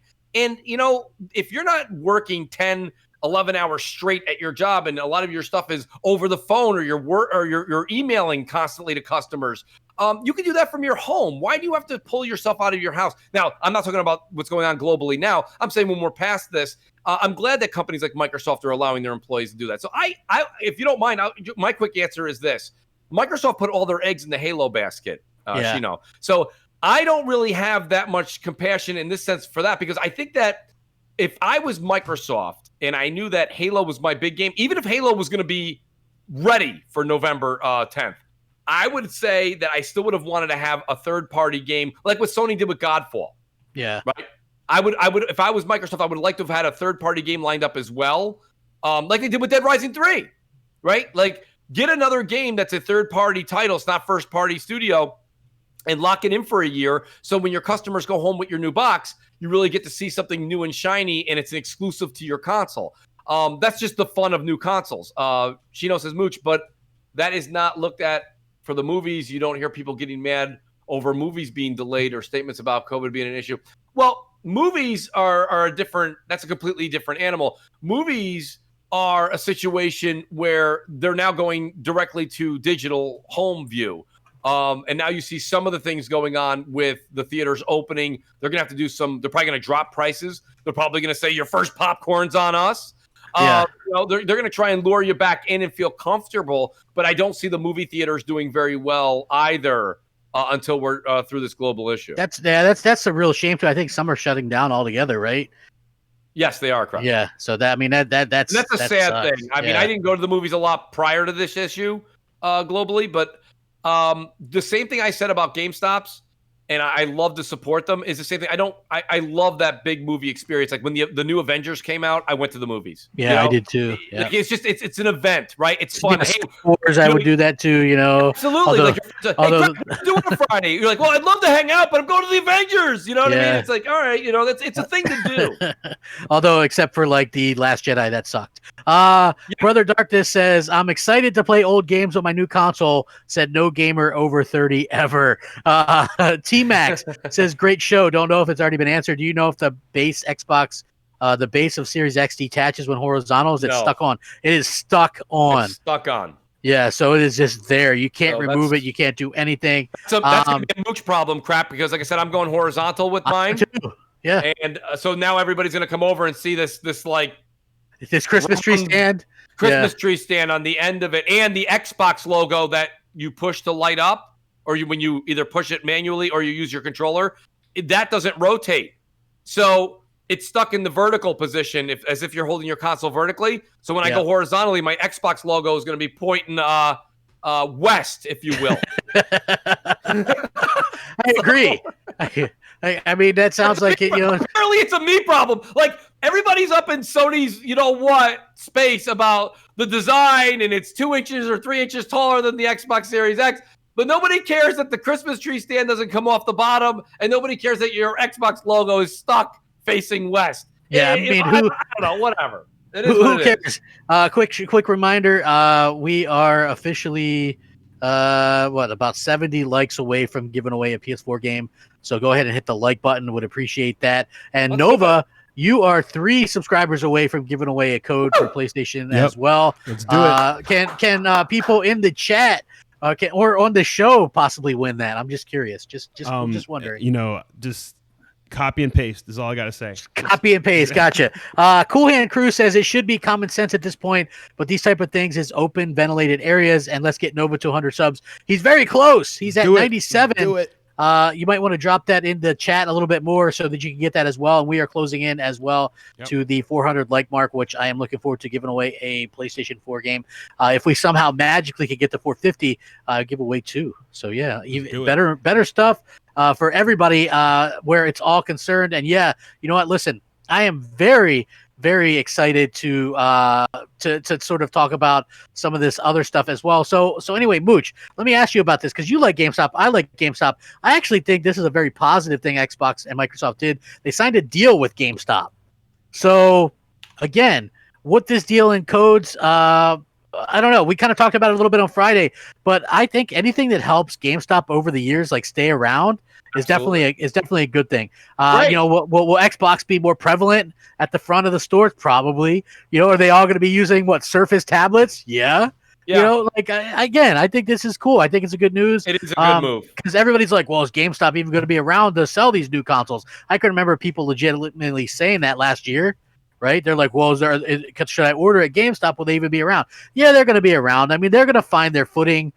They're adapting. They're doing some cool things. They're much more than just games. They brought back retro stuff as well. They've got all kinds of like collectibles and stuff. So, what is your initial thoughts on their deal with GameStop and Microsoft? I really like your assessment. First of all, Crap, I think you're spot on with what you said. And we also had the great Gaming Forte on Crossfire, and he runs a store. He's very good at what he does. I believe he has the best store in his area, is what he's claimed, and I believe him. He said the same thing. He said basically that the merchandise will definitely kind of go back in favor of Microsoft. It'll be moved to the front. And if you guys don't know what that actually is, I don't know how many of you guys deal with marketing and things like that, but if you ever go to your local grocery store, pay attention next time you're in the beer section, right? So sometimes you'll walk up and you'll see Coors Light has the front spot when you make the turn into the aisle, and you'll notice a few weeks later Budweiser has it. They literally fight for that front position, and they pay for it, Crap. In your local, each piece of property in your local big chain grocery stores, not if you have a small mom and pop one, but if you have a big chain, they pay for that because there's metrics out there that show when you have something front and foremost, especially when you're talking about a third-party game, it may be more likely you'll pick up the one that's in front of you. You may say with gaming that may not be the case, but there is a reason Microsoft wants their stuff prominently in front of the store. Them using Surface tablets and going that route, I'm not sure if that necessarily helps Microsoft out. Maybe it does because it helps Microsoft on all facets, not just gaming, right? The head coaches in the NFL are using Surface tablets, Crap, every Sunday, and Microsoft is a big-time sponsor of the NFL. So does that help them? I'm sure it certainly does. They're not just donating that stuff for nothing. It's all part of marketing. I do think this much. I think that Microsoft closing a lot of their stores, they closed a lot of their retail stores. So I think the fact that you're going to see a lot more of a Microsoft presence in GameStop, that's what they're trying to say. They're saying, okay, people predominantly, if not only, go to GameStop for gaming. So how do we keep us relevant in the brick and mortar category? Let's go to GameStop. Let's invest in them, which by investing, I'm just saying they partner with to a certain extent. I will say this much. I think it's great. I think you're going to see a more of a Microsoft Xbox presence in GameStop. I will also say this much. If Microsoft doesn't see a decent turnaround in sales coming from that brick and mortar, within 2 years, this deal's dead. Yeah. So, it'll be a lot of this comes on to the GameStop employees, Crap, right? When you walk into, I don't care if it's a car dealership or it's a GameStop. Can you buy? If you walk into a car dealership, it's the car dealership's salesperson's job to inform you about the product and then probably upsell you. So what Microsoft's hoping is that they're going to inform people about their product and also upsell them, whether that means when you leave with a console, you leave with Game Pass or you leave with 2 Microsoft games. That's going to be so. As much as Microsoft's investing in moving product to the front of the door and giving everybody a Surface tablet to check them out, that may or may not play out how they intend when it comes down to the final sales purchase. Are the employees doing their sales the way they're supposed to be? Their sales pitches, are they moving product more in line with their partnership with Microsoft? That's yet to be seen. So what I'm saying is if we don't see numbers coming out of GameStop that show Microsoft merchandise moving faster or at a higher volume than it did before, I would say after 2 years, Microsoft says, you know what? That was a very inexpensive way for us to try and dip our feet back into brick and mortar. We're moving on. We're pulling out of this partnership. Yeah. I agree. And again, I think that what Microsoft is doing is very smart. It helps out. I like GameStop. So I'm not the type of person that trades in games anyway. Yeah. So I like it. I miss the days where we used to see, the midnight launches and stuff like that. You'd go there for Halo or Gears of War or Call of Duty. And, you get back home at 1 a.m. and then you and your friends are putting in your 360 game and playing those games and everybody else was doing it too. Like those were the days to me. And so, I honestly do think that it's a good thing. And I actually applaud Microsoft for going out there and sort of doing the right thing and making sure that's absolutely, because again, I feel like they kind of screw GameStop a little bit over with the whole Game Pass thing and, with everybody, and now they're doing digital consoles and so is Sony. So you think maybe the writing's on the wall, but you still need a place that's recognizable that sells games that's going to sell your console, your hardware. So as long as you're still selling hardware, I feel like you have to throw them a bone at some point, right? I mean, and so that makes a lot of sense to me. I think that's realistically something that that they should be able to do. Also, Mooch, we got the first prices of the PlayStation 5 solid state drives, and you know what? They're about pretty much the 1 terabyte's about on par with the cost of the Xbox Series X S ones. You know, I think it's $10 more, but like double the speed, faster, right? Yeah. So you're getting more for your money crap on the equivalent as far as storage on the 1 terabyte. The Sony one that would be the one that's compatible with the PS5 is faster for, like you say, the $10 more. The one thing that just came out yesterday or the day before, too, crap, I don't know if you saw it. I believe it's Western Digital came out with their line. Yeah. And the one thing that they presented was something interesting. Because Sony went the route that they did, and I think Microsoft's going to match this in the year or two to come. The reason they wanted to have their slot a very easy one to access, so they made a deal with Seagate and they went proprietary. I do eventually think that they'll have other companies that'll be able to make the same thing. They just needed more time. But hear me out. Western Digital has a 500 gigabyte option at $149. Yeah. So that's interesting. I think a lot of people are looking at that and saying, you know what? All right, so that's going to save me anywhere from $70 to $80 in my pocket. I'll buy that extra 500 gigs. That'll get me into the first couple of years of gaming, because now you're walking away with well over a terabyte on the PS5, and it may, not well over, pardon me, probably be at 1.1. But point being is that it's a cheaper option. Here's what I've been saying, especially the first year of console gaming. And guys, please take this. This is just me giving some advice to save people money. It's what I'm doing. I'm not buying extra storage right now. I'm just not either. Yeah, I mean, yeah, I'll probably play it cheap, like for the games that I'm actually going to be playing at launch or whatever. Just, I still have the expandable storages. I can just swap things out. Apparently, it does go faster since you do have the solid state drive, and you can swap them out for the standard USB 3.0. So for a little while, that'll probably keep me busy. Yeah, I'm going to use the old fashioned one, crap, and then just move the games left to right. And that's basically what I'm going to do. You think about it. Even if you're buying every single game that's coming out for PS5, you'll be able to fit, what is it there? Miles Morales, Demon Souls, and Destruction All-Stars, or Godfall, right? You'll be able to fit those 4 games on without an extended drive. So right off the bat, you're good right in the get-go. Then all of a sudden you say, like myself, like I pre-ordered, I got that great deal on Amazon. I got Far Cry 6, the gold edition, or the unlimited edition, or whatever it's called. I don't know if it was an oops or an uh-oh, but they're honoring the buy. I still have it coming, and I believe it's end of January or February. And in all honesty, it's going to be, it's probably going to be upwards of like 60, 70, 80 gigs as well for PS5.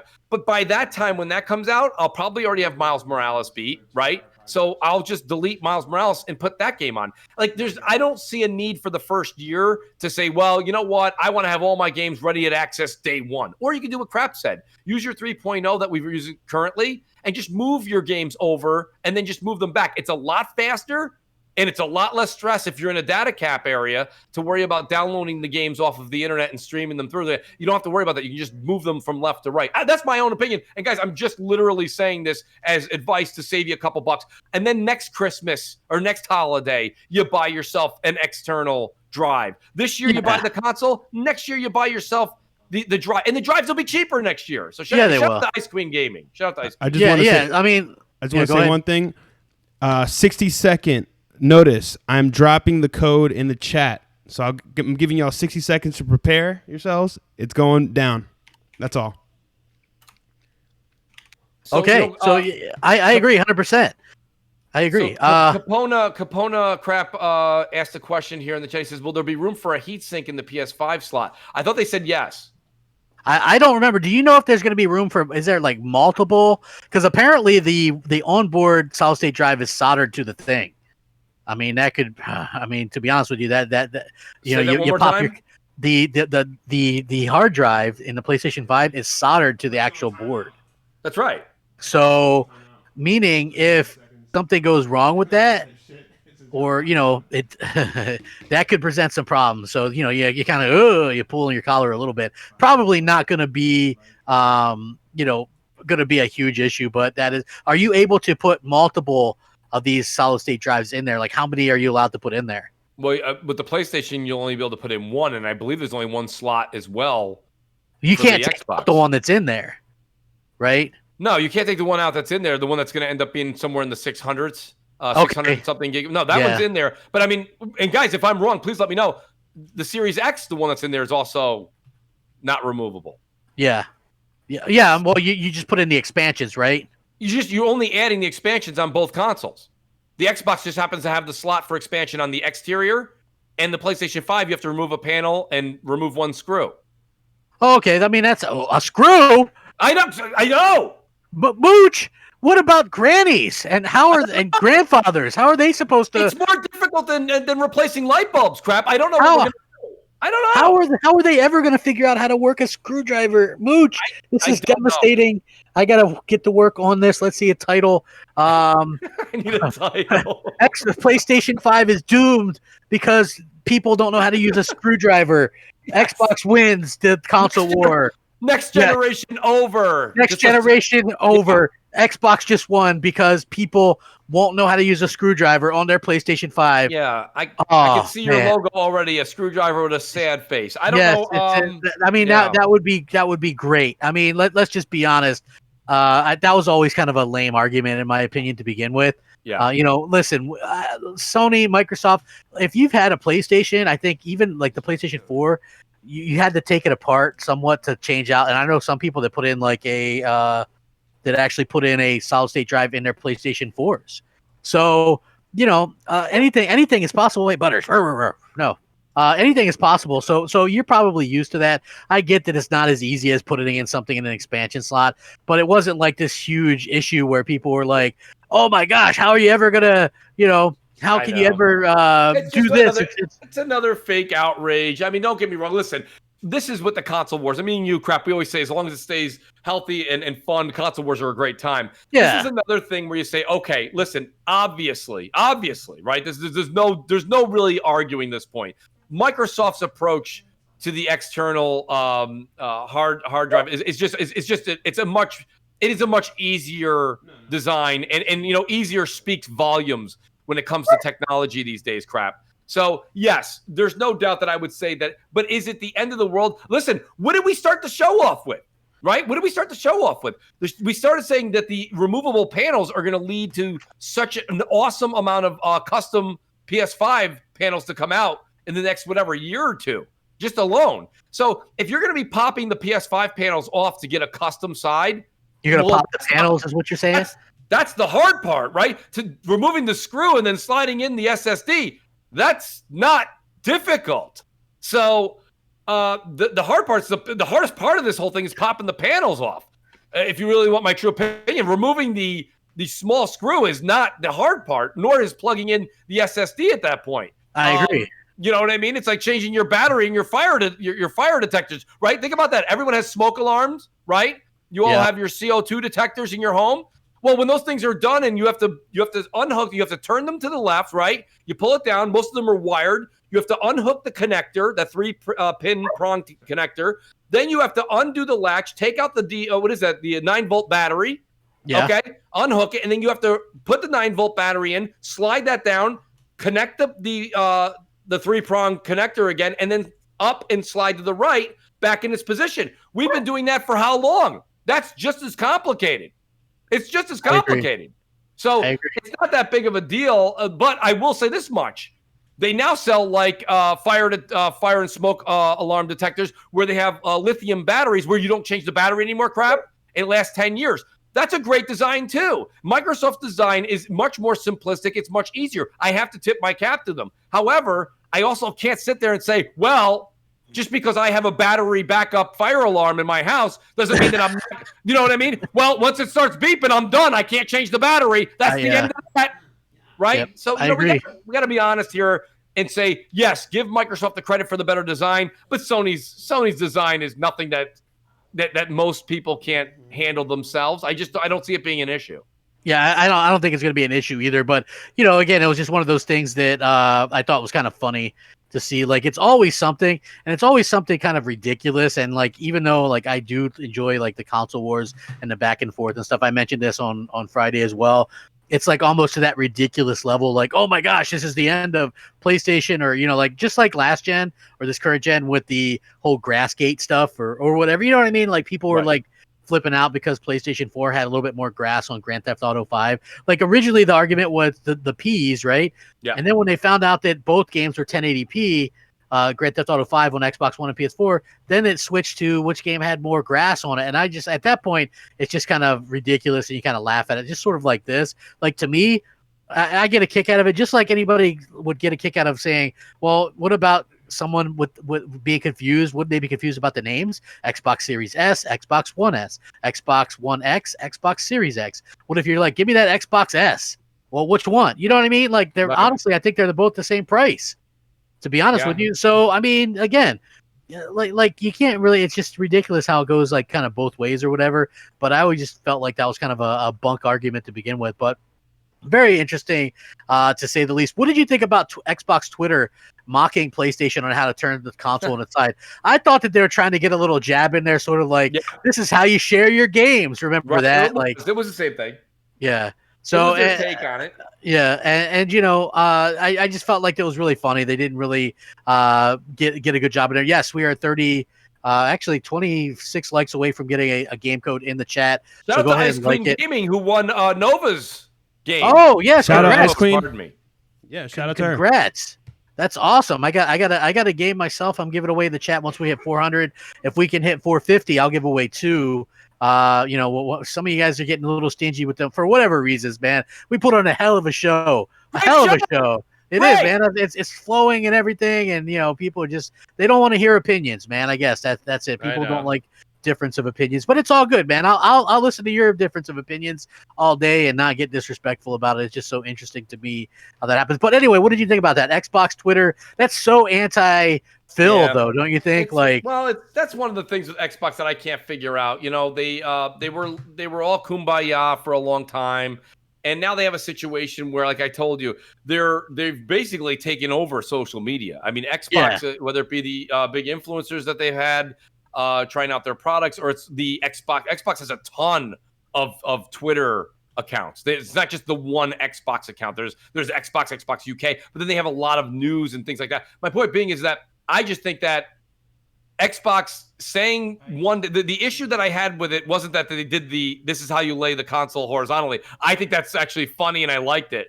The thing that's ironic is the day before they said, let's not argue. Let's, no need for console wars. Let's have, make love, not console wars or something. Yeah, I saw that. Yeah. Right. So they say that I'm making this up on Tuesday. And then on Wednesday, they're like, look what we can do. The other guys can't do. We're better than them. Let's all make fun of them.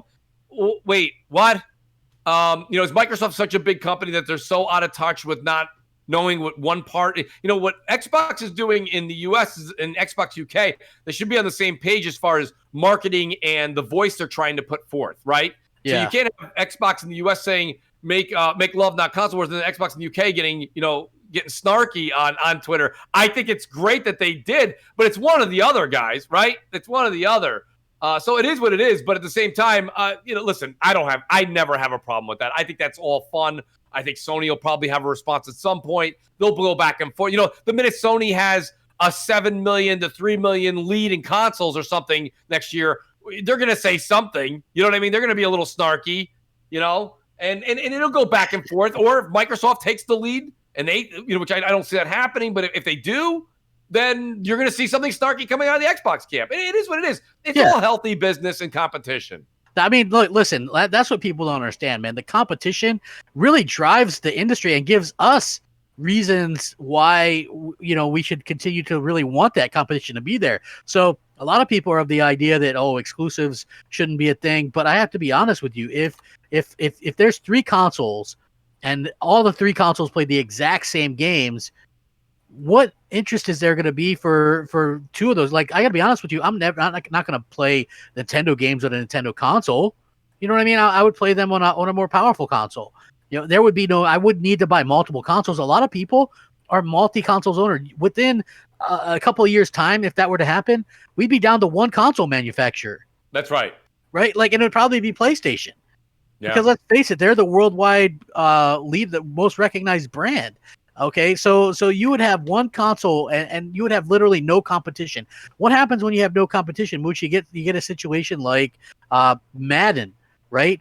Like it's a good Great game example. sometimes. Yeah. Sometimes it's a good game, like every 4 or 5 years. But they literally have no competition. It's not great. Exactly. They can literally just do a content. They just do an update to the players and then sell you another $60, $70 game. Same thing with like 2K. Like, of course, I saw the 2K 21 or whatever it is for the next gen looks great. Like, I'm not really like a basketball fan, but that looked really next gen to me. You know, I thought that looked cool. Again, you know what's interesting about that, Mooch, is a game like that isn't really held back, I don't think, by cross-gen because obviously, you know, it's a sports game. So, you know, they can make it look great. Like, what can you do? It's not going to have larger courts or, you know what I'm saying? Like, I think they're able to pretty much do what they need to do, but that's neither here nor there. I just really feel like, you know, this was just one of the very interesting things. The kind of the back and forth thing with Sony and Microsoft. I wish that Microsoft would be a little bit more into the competitive edge thing, just because I think that it would behoove us all. Look, PlayStation Plus with that collection is sort of a response to Game Pass, right? They put all their big exclusives in there saying, hey, if you join us at the start of the generation, you'll get to play all these games you missed out on. Like, that's what competition breeds. If you look at what people were paying for in the 360 era, we were paying $60 a year to play online. That was it. Sony comes out and says, if you pay us $60 a year, we'll give you 2 games every month. And that forced Microsoft to do it. Okay. That's right. We have no way to know this, but if Microsoft came out with their price first, if it wasn't for that, maybe we'd be looking at a higher price for the PlayStation 5 consoles, right? We don't know, but competition's a hell of a thing. You have to understand that. The reason why Microsoft has a secondary SKU is because of the competition. This behooves us. We should all be cheering for competition. I'm not saying get like nasty with it or anything, but man, we should definitely all be cheering for competition. And I feel like that's absolutely. Oh, that's a touchdown pass. Nice. So yeah, I feel like sorry, I just like sometimes I you know, so it's 10-0. I mean, you know, it is what it is, you know. You're playing the Cincinnati Bengals or whatever, so good way to sort of get healthier. I'd like to see sports real quick, but I would like to see the Ravens get a little bit more on track with their running game this year. Like last year, they were running all over people. And this year, not so much. But hey, we're a few likes away from that number. So please go ahead and like the video. And once we get to 400, like I said, I will go ahead and drop a code. If we get to 450, I'll drop an extra code as well. And Nova, man, congratulations, dude. You got 100 subscribers. What do you think about this stuff that's going on with PlayStation and Xbox, man? We'd like to. A lot of people like to hear your opinion on this kind of stuff. Why don't you chime in there? So I mean, it's going to be, you know, in my opinion, is that we still have some things that either side haven't revealed to try to like pull an ace up their sleeves. We haven't seen the PlayStation 5 UI yet, so yeah, we know. You know, there've been reports this week, and also I had Hip Hop Gamer on my podcast this past Friday. Whoa. Big plug right there. And he was giving us some insider info. He was letting us know how, you know, don't be surprised if Sony starts lumping in PS Now into PS Plus, and that they're trying to unify all these services. That way, if they have let's say a PS Plus Ultimate Edition, we can say, where you can play all these back compat games through PS Now, which is now running off of Microsoft Azure. So we're going to see better game streaming, downloads. Yeah, I mean, I'm excited to see, you know, what the PlayStation has to offer, and even to see if Microsoft has a couple, you know, tricks up their sleeves. We'll see. I mean, I think personally with the Halo blunder that if they were going to show something, they would have shown it by now. But you know, again, we're still a couple weeks out. I think they're both trying to hold something close to their chest. So you could be right, man. Mooch, we were talking about the we were talking about earlier, weren't we? The situation with the UI and why haven't they showed it? Yeah. Like, what do you think? What are your thoughts, Mooch? Because I think, like, from what we've heard anyway, it does seem a little bit like, you know, Sony was holding back on showing it because they didn't want Microsoft to copy things last minute or whatever. Yeah. So, just what is your thoughts on that in general? I mean, I've heard that rationale. I don't know if that holds a lot of water. I would say this much. The PS4, I think IGN had tweeted this out, and they said something along the lines, or somebody had mentioned a stat sheet, which again, I don't know if it's factual or not, but I do remember it to a certain extent. IGN didn't get a PlayStation 4 till about the same time that they're probably going to get one now, and the UI for the PS4 also wasn't revealed till 2 or 3 weeks till the console launched itself. So I don't necessarily have a problem with Sony waiting till this 13th hour on that. I did hear it's because they don't want Microsoft to see what they have on their UI. But I mean, frankly, I don't know. That's a world that I can't speak to. I can't see if Sony showed the UI tomorrow crap that Microsoft would be like, everybody back to the drawing board. Let's go. I don't think Microsoft would do that initially, but maybe they have something that they really do want to have that's out the gate that, would take Microsoft, because Microsoft does have something very, very unique going on with their UI. Yeah. Their UI will forever be in beta. It'll forever be in beta. It's kind of like Fortnite is still in beta. Okay.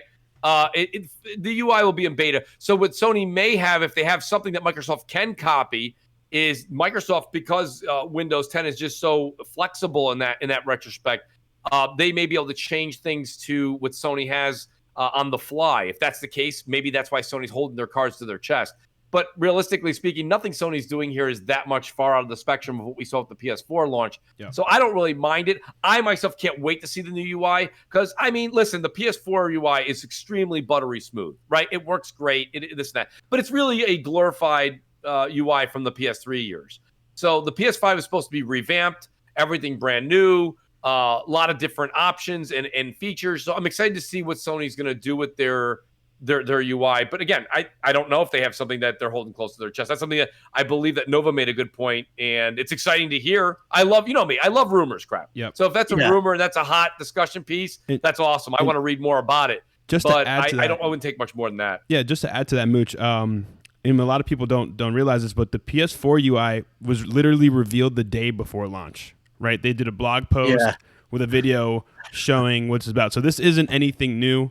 Sometimes we just need a reminder that sometimes this is what they do, right? They keep these things close to their chest. So, well, what's funny for me personally is that I can remember being quote unquote concerned about them not showing the UI originally with the PlayStation 4. I can remember why aren't they showing the UI? And then they just showed it, and you're like, right. Oh, that's my point. It's just they kind of just spawned it on us one day, and bang, there it is. And it's the same thing with the teardown. Everybody's talking about, oh my God, what's going on? What are they going to have? What's the actual chipset? What's going on underneath the hood?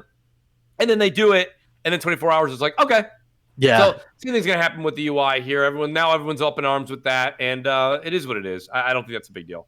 Exactly. I don't think it's a big deal either. I think that it's, something that they, it just kind of is what it is. I agree 100%. That's just one of those deals that people kind of have to sort of deal with it. Another interesting topic is the cross-save situation. Mooch, we were sort of talking about this, and it was very interesting because a lot of people were going, well, Sony's really screwed because it doesn't look like you're going to be doing cross saves, and there's some kind of issue with the PlayStation and the way that they do this, and the cross saves are going to be great on Xbox, but not, but not PlayStation. Sony came out and said cross saves are entirely up to the developers and not them. And if you put two and two together, the two of the main games that aren't doing cross saves, third parties, is Yakuza Like a Dragon, and the other one would be Dirt 5. Both those games have marketing deals with Microsoft. Yeah. Now, I'm not putting my tinfoil hat on. I'm just saying that Microsoft did indeed help fund marketing and stuff like that for Yakuza Like a Dragon. And in fact, they're keeping it off the PlayStation 5 until March, even though it'll launch on the PS4 at the same time as the Xbox Series X. But, but there's no cross, why would you buy it? If you were going to buy that game on PlayStation 5, why would you buy it on PS4 knowing that you would have to start all over again on the PS5 in a few months? You would not is the answer. So you would, if you're a PlayStation 5 only owner and that's your next generation console, you will not be buying a Series X or Series S. It's funny how nobody talks about the Series S anymore. But anyway, that thing's still up for sale on Amazon UK and stuff. I personally, I don't want to make any predictions. I don't know. Maybe it'll sell like hotcakes. I don't know. I personally don't get that console. But it is what it is. I think that at the end of the day, I think that if you're a PlayStation 5 only owner, then you're going to wait to buy Yakuza till it launches in March Is it March? I believe you said.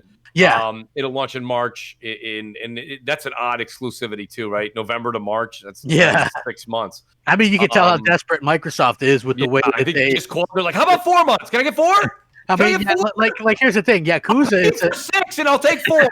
It's like it's a decent franchise, right? Like it is like it's always been associated with PlayStation. With PlayStation, yeah, you know what I mean. So to me, that's like you're kind of like, and let's face it, those aren't AAA games. They come out every 2 years. They're like AA games, So like Microsoft was so in need and so desperate for something that they're like, hey, well, can we get some kind of timed exclusivity on this game? And they probably spent some money for it. So I do think that that's sort of interesting. But again, just for the cross save situation, I think a lot of people, and Mooch, you kind of cleared this up for me, because I was like, so if I wanted to play Spider-Man from my game that I'm playing on PS4, would that save not carry over? And you were like, no, well, here's how it works.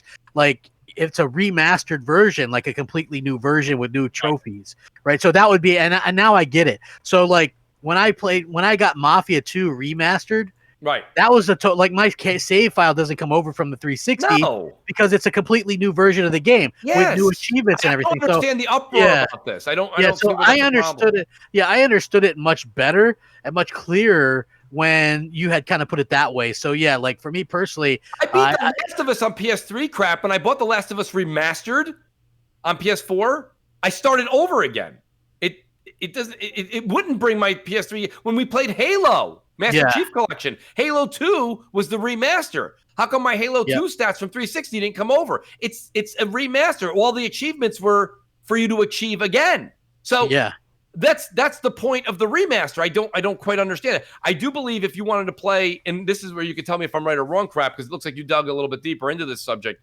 But if you wanted to just bring over your PS4 game and play the non remastered version on PS5, I think your PS4 Spider-Man comes over. I think so. Do some more reading. If you guys know the chat, let me know, please. Miles Morales. If you play Miles Morales on the PS4, yes, that save file will come over to the PS5. Okay. Yeah. So hey, that's another touchdown. Nice. So it's just one of those things. Sorry, well, listen, I don't sweat playing the Bengals, to be honest with you. You know what I mean? It's like it's just one of those things that I would prefer my team to early in the year, especially since we had no preseason. I know people just love the sports talk. It could take 3, 4, or 5 weeks to really kind of get used to playing and kind of into that rhythm. Because even though most teams hate preseason, you do get some reps and you get that off-season. But they haven't had that off-season workouts or none of that stuff that these teams are used to. So yeah, I do find that to be very interesting.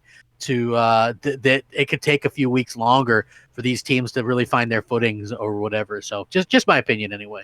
Right, I completely agree with you. Yeah, just my opinion. So yeah, there's that as well. So Miles Morales has gone gold as well.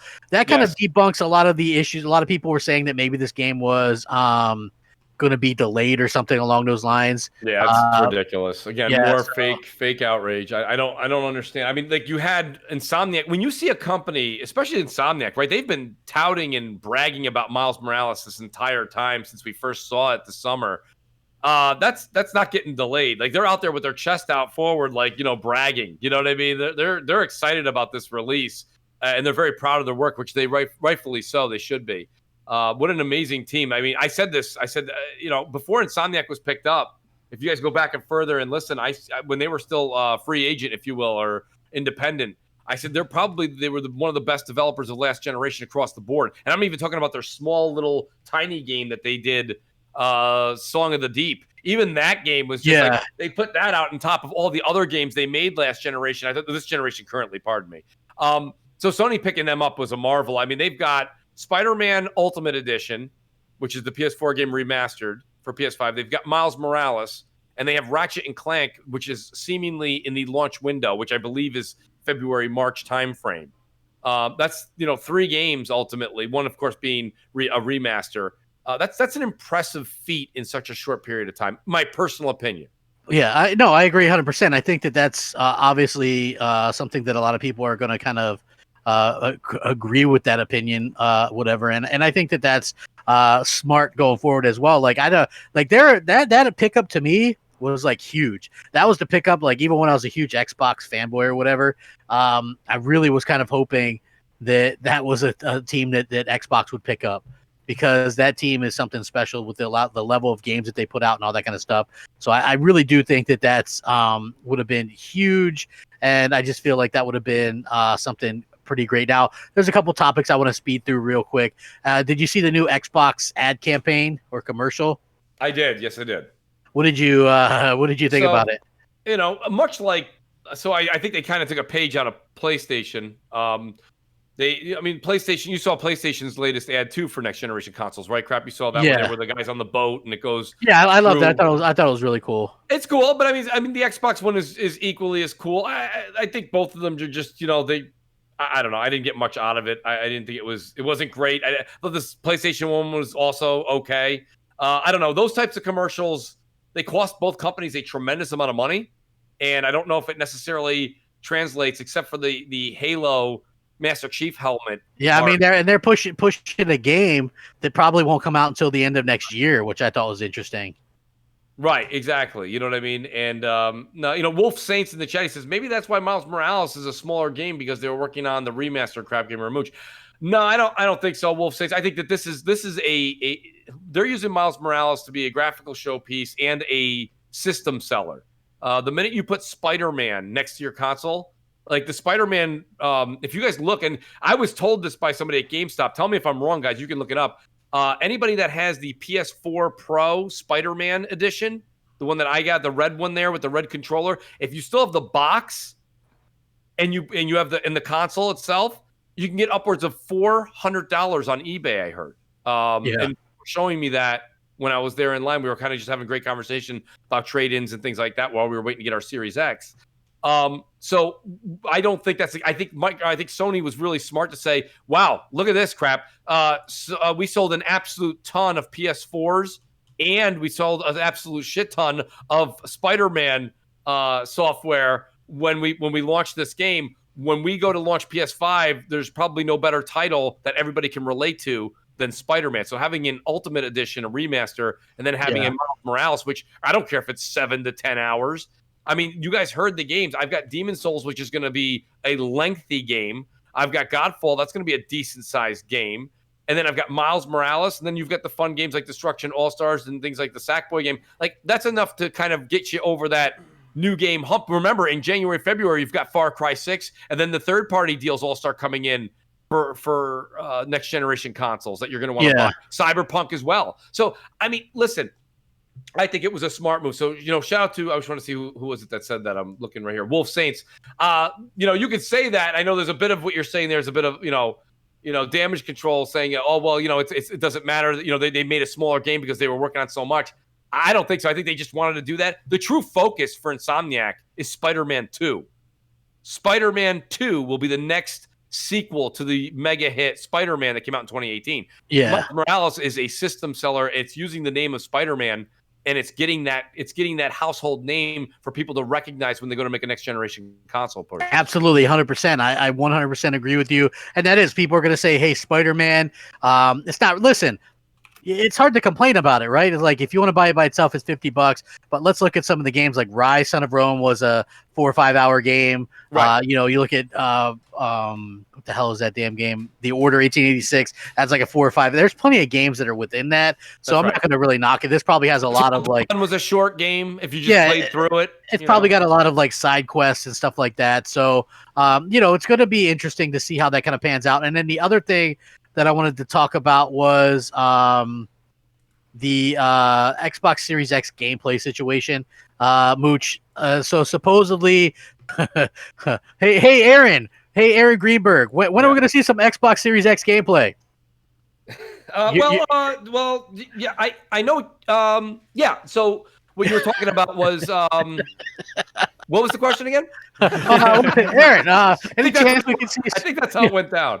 But you know, any chance we can see some of that Series X gameplay, man? We'd love it. I don't get me wrong. I think that was a tough question for Aaron to answer. Like, I'm not going to lie to you. Like, that's a tough question, because here's the thing. First of all, that's not really his department. You know, he's and he's not even the marketing guy, right? He does more than just that. So when you're asking somebody that's promoting, if I'm Aaron, what I'm saying is, give me the information I need to know, and I will project it out the way you want me to project it, right? That's what he does. Yeah. So, but the thing is I don't know if they necessarily have an answer for that. I don't know if they have an answer for that, because that's not an easy thing. Right now, the rumor is, and these are rumors, guys, the SDK, right? The SDK was just, it may not be ready. So if they're not ready, they don't have anything to show. They can't say when they're going to say. They can't say, well, next Wednesday, if it's not ready for next Wednesday. I don't know. But they did say the end of this month we were going to see something, right, Crap? That was a statement on Twitter I thought I saw. Yeah, exactly. So that's what he said I guess by the end of the month. I mean, everybody's got their pre-orders in anyway at this point. So if games aren't ready, what's that really say? So anyway, before we wrap it up, I will say we are at 423 likes. If we can somehow get to 450, I'll go ahead and give away another game. We'll wait a couple more minutes to see if you guys will like it and then get another game code.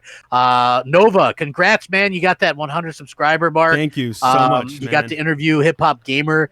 That's some pretty cool stuff. What kind of stuff you got going on with your channel this upcoming week and beyond? So this upcoming channel, we don't have any guests on. Definitely going to get you guys on sometime very soon. But yeah, right now we're just working on growing the channel. And, you know, I'm so grateful that, live on the MNC show, we hit this milestone. So it's really big for me. And just stay tuned, guys. We have a lot of great content, a lot of great guest lineup. It's Insomniac's podcast, man. Just check it out every Thursday at 7 o'clock. Absolutely, man. You guys got some great stuff going on.